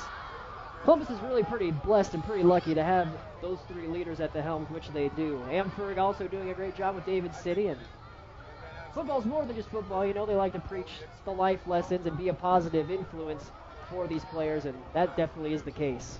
Yeah, and Kurt Frenz is one of those guys, like you said, we get a chance to talk to him quite a bit. I was talking to my dad the other day. He lives here in town as well, but just kind of talking about football in the area. And Coach Frenzen, he made the comment, it seems like he really does a good job of getting the best out of his players, and I think that's just kind of a testament to his coaching ability and what he's done over these past 15 years that he's been here. So just a good coach, and good to see him pick up a win here tonight. Ferg, a good coach as well, really nice guy. We've only had a chance to talk to him a little bit. Had covered this is their second game we've had a chance to cover him, but he's doing some good things over there as well. Kind of a tough season, had some tough opponents, but they got some bright side, and they got one more game left, but then you got to keep working and start prepping for the next year. So best of luck to them as they move on to this next week. And glad to be showing you some of these highlights, brought to you by Bill's Tire, which highlight the candidates, one of which we'll be hearing from shortly as our Columbus Community Hospital player of the game. You see Dylan Johnson wanted that touchdown there on that 29-yard carry. Don't worry, he did punch it in the next play, and And he comes down and shows he can do it with his arm. His Fultz right up the seam for 40-some yards. And that's really what put the game out of reach for the Scouts when that play happened. Extended the lead to 20-plus, and that was a deficit David City couldn't come back from. You know, and just a comment, too, at the end there when Shad was just on that, came down to the inch-yard line on that run. You know, he was probably pretty thirsty to try to get in there and score some points. So, you know, and to go back to Fultz, there are 2 big sacks in a row by Fultz there in the backfield. Just wanted to mention how I feel bad for Shad, unable to get that touchdown there as that clock ticked down. But Trent Roth right there on a big run, too, in that second half. They did a decent job of containing him for the most part throughout the game. He was able to burst off for about 5 or so yards on most of the carries. So he was still effective. But he's a guy we've seen break the big run here and there. So credit to that defensive line for David City. And they did do some good things up front. They did a good job of crashing, finding gaps, finding holes. But Lakeview just a little bit too athletic out there on the edge. Was able to get downfield. Here's a big run by Lemberg. The return specialist was able to get in there. And there's the big tackle by Papa, who, as I said, had a nice game defensively from that linebacker position. He really had a game. I mean, besides quarterback, he had that one-handed interception and then that tackle there. He really showed he's an all-around athlete for this squad. And he's a really good player, and he's a fun guy to watch. Definitely a guy you leading your offense. They were unable to get things going. Few in there on that late run as well. Got that playmaker. What do you call it? That speed at the end. What do you call that big play? That afterburners. Those afterburners. Either way, he kicked in the nos. Just got back in that Fast and the Furious movie. Got around that is there. 42-19. Waiting for Rachel Urbanski here, as you said. Yeah, Coach Frenzen may be a little hard to wrangle up. He's getting pictures with all his seniors right now. It is senior night. We can forgive him for that. But a very great group that he has. Yeah, you just have to listen to us talk a little bit more, which is okay. That's a gift to a lot of people. We don't mind talking. We just talk about these seniors too. Dylan Johnson obviously is one of them that starts. Trey Shanks, Chase Lemberg, Trent Roth, Noah Duncan, Derek Smith, Grant Zimba, as well as Austin Fultz and Trevor Schultz. Those are the starters that are seniors on this team. But also Tate Jansen, Quinn Madison, a player who was injured and wasn't able to play this year. One of the key players coming into this game, Coach Frenzen had to say he had high hopes for. So unfortunate for Madison, but we still want to give him credit for the stuff he did last year and still does for support for this team. And that rounds out the seniors, so a very good group of them. And a lot of them, like we mentioned, are in this starting core that are making this team what they are.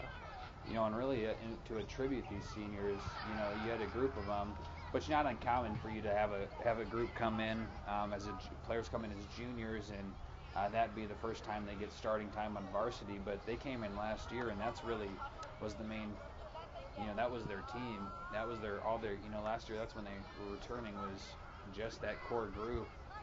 And after a kind of a tough year, they were able to turn things around over the summer, over the off season, and bring out a pretty good product this year to put on the field. And you mentioned it earlier, and we'll get back to that in a little bit. As we're saying, they're a little bit better than their schedule likes to show, but Rachel Urbanski finally got a hold of Coach Frenzen and our player of the game. And yeah, we're going to hear from him shortly. So Kurt Frenzen, alongside Rachel Urbanski and our Columbus Community Hospital player of the game. Let's see what they have to say. Rachel.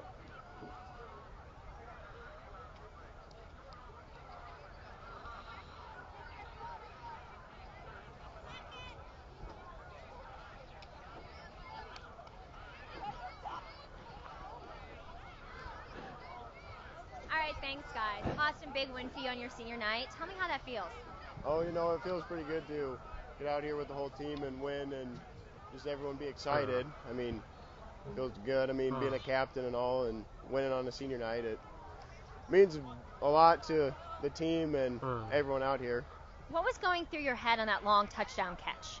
Oh, I seen the safety bite to the opposite side of me, and I was like, it's there. And I seen Dylan throw me the ball, and I knew it was going to be a touchdown probably. And I looked over, and I seen the corner chased me, so I picked up the speed a little bit and got in the end zone. All right, well, great game. Thank you. All right, Coach, you have a big rivalry game next week coming up against SCOTUS. What are your expectations for that game? Oh, it'll be a hard-hitting football game. It's one that, everybody in the area would like to attend because it's one that definitely is always hard-hitting, hard-fought four-quarter game, and I expect this year to be no different. All right, great. Thank you so much. You bet, thank you. Brandon Grant, we'll go back to you.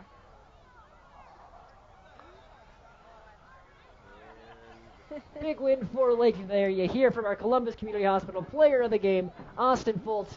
He had that big touchdown catch, also a big force on the defense, 2 sacks as well, along with another slew of tackles. And Coach Kurt Frenzen always pleased with his team as they advance to 4-4 and prepare for that big rivalry with the SCOTUS Shamrocks. I know the anticipation is killing you. Don't worry, though. We'll be broadcasting it live on ColumbusNewsTeam.com. 42-19 is the final. For Columbus News Team, our production crew, Aaron Trout, our camera operators, Grant Ott and Rachel Urbanski, I'm Brandon Axmit. We'll catch you next week. Motor Company, they feel shopping for a new vehicle should not be complicated. That's why during the Chrysler Anniversary Celebration, they offer everyone their very best price 24 hours a day, 365 days a year. At Columbus Motor Company, it's just one low price. Plain and simple, always. So if you're ready for a new vehicle, stop by Columbus Motor Company, your Chrysler, Dodge, Jeep, and Ram dealer at 2806 23rd Street in Columbus, or visit them at onelowpricene.com. Columbus Motor Company, where you'll find one low price, plain and simple, always. Hi, I'm Dee Hansen. I'm the Marketing Director, and we would like to introduce you to Bank of the Valley. Community-minded, family-centered, measurable relationships. When it comes to your business, agriculture, and personal banking needs, trust Bank of the Valley. We really focus on the people that we serve. Relationships are the most important thing to us, and because we're smaller, we're flexible enough and we can make those quick decisions to meet your needs. Bank of the Valley in Bellwood, David City, Platte Center, and their brand new location in Columbus. Would you like to watch this game from above the crowd? When it comes to finding you a new home, the team at Total Realty have a game plan that'll put you above the crowd. Whether you're buying or selling, they will answer your questions and provide an expert offense to put you in the lead during the whole process. The Total Realty team members are real people living in your same community. They have the same concerns as you do, and one might just live in your own neighborhood. Your RE/MAX team members are the hometown experts with the world of experience. They don't just want to sell you homes, they want to make you happy. At Total Realty today, log on to ColumbusTotalRealty.com or see their full list of homes from the Columbus app, available on iPhone and Android devices.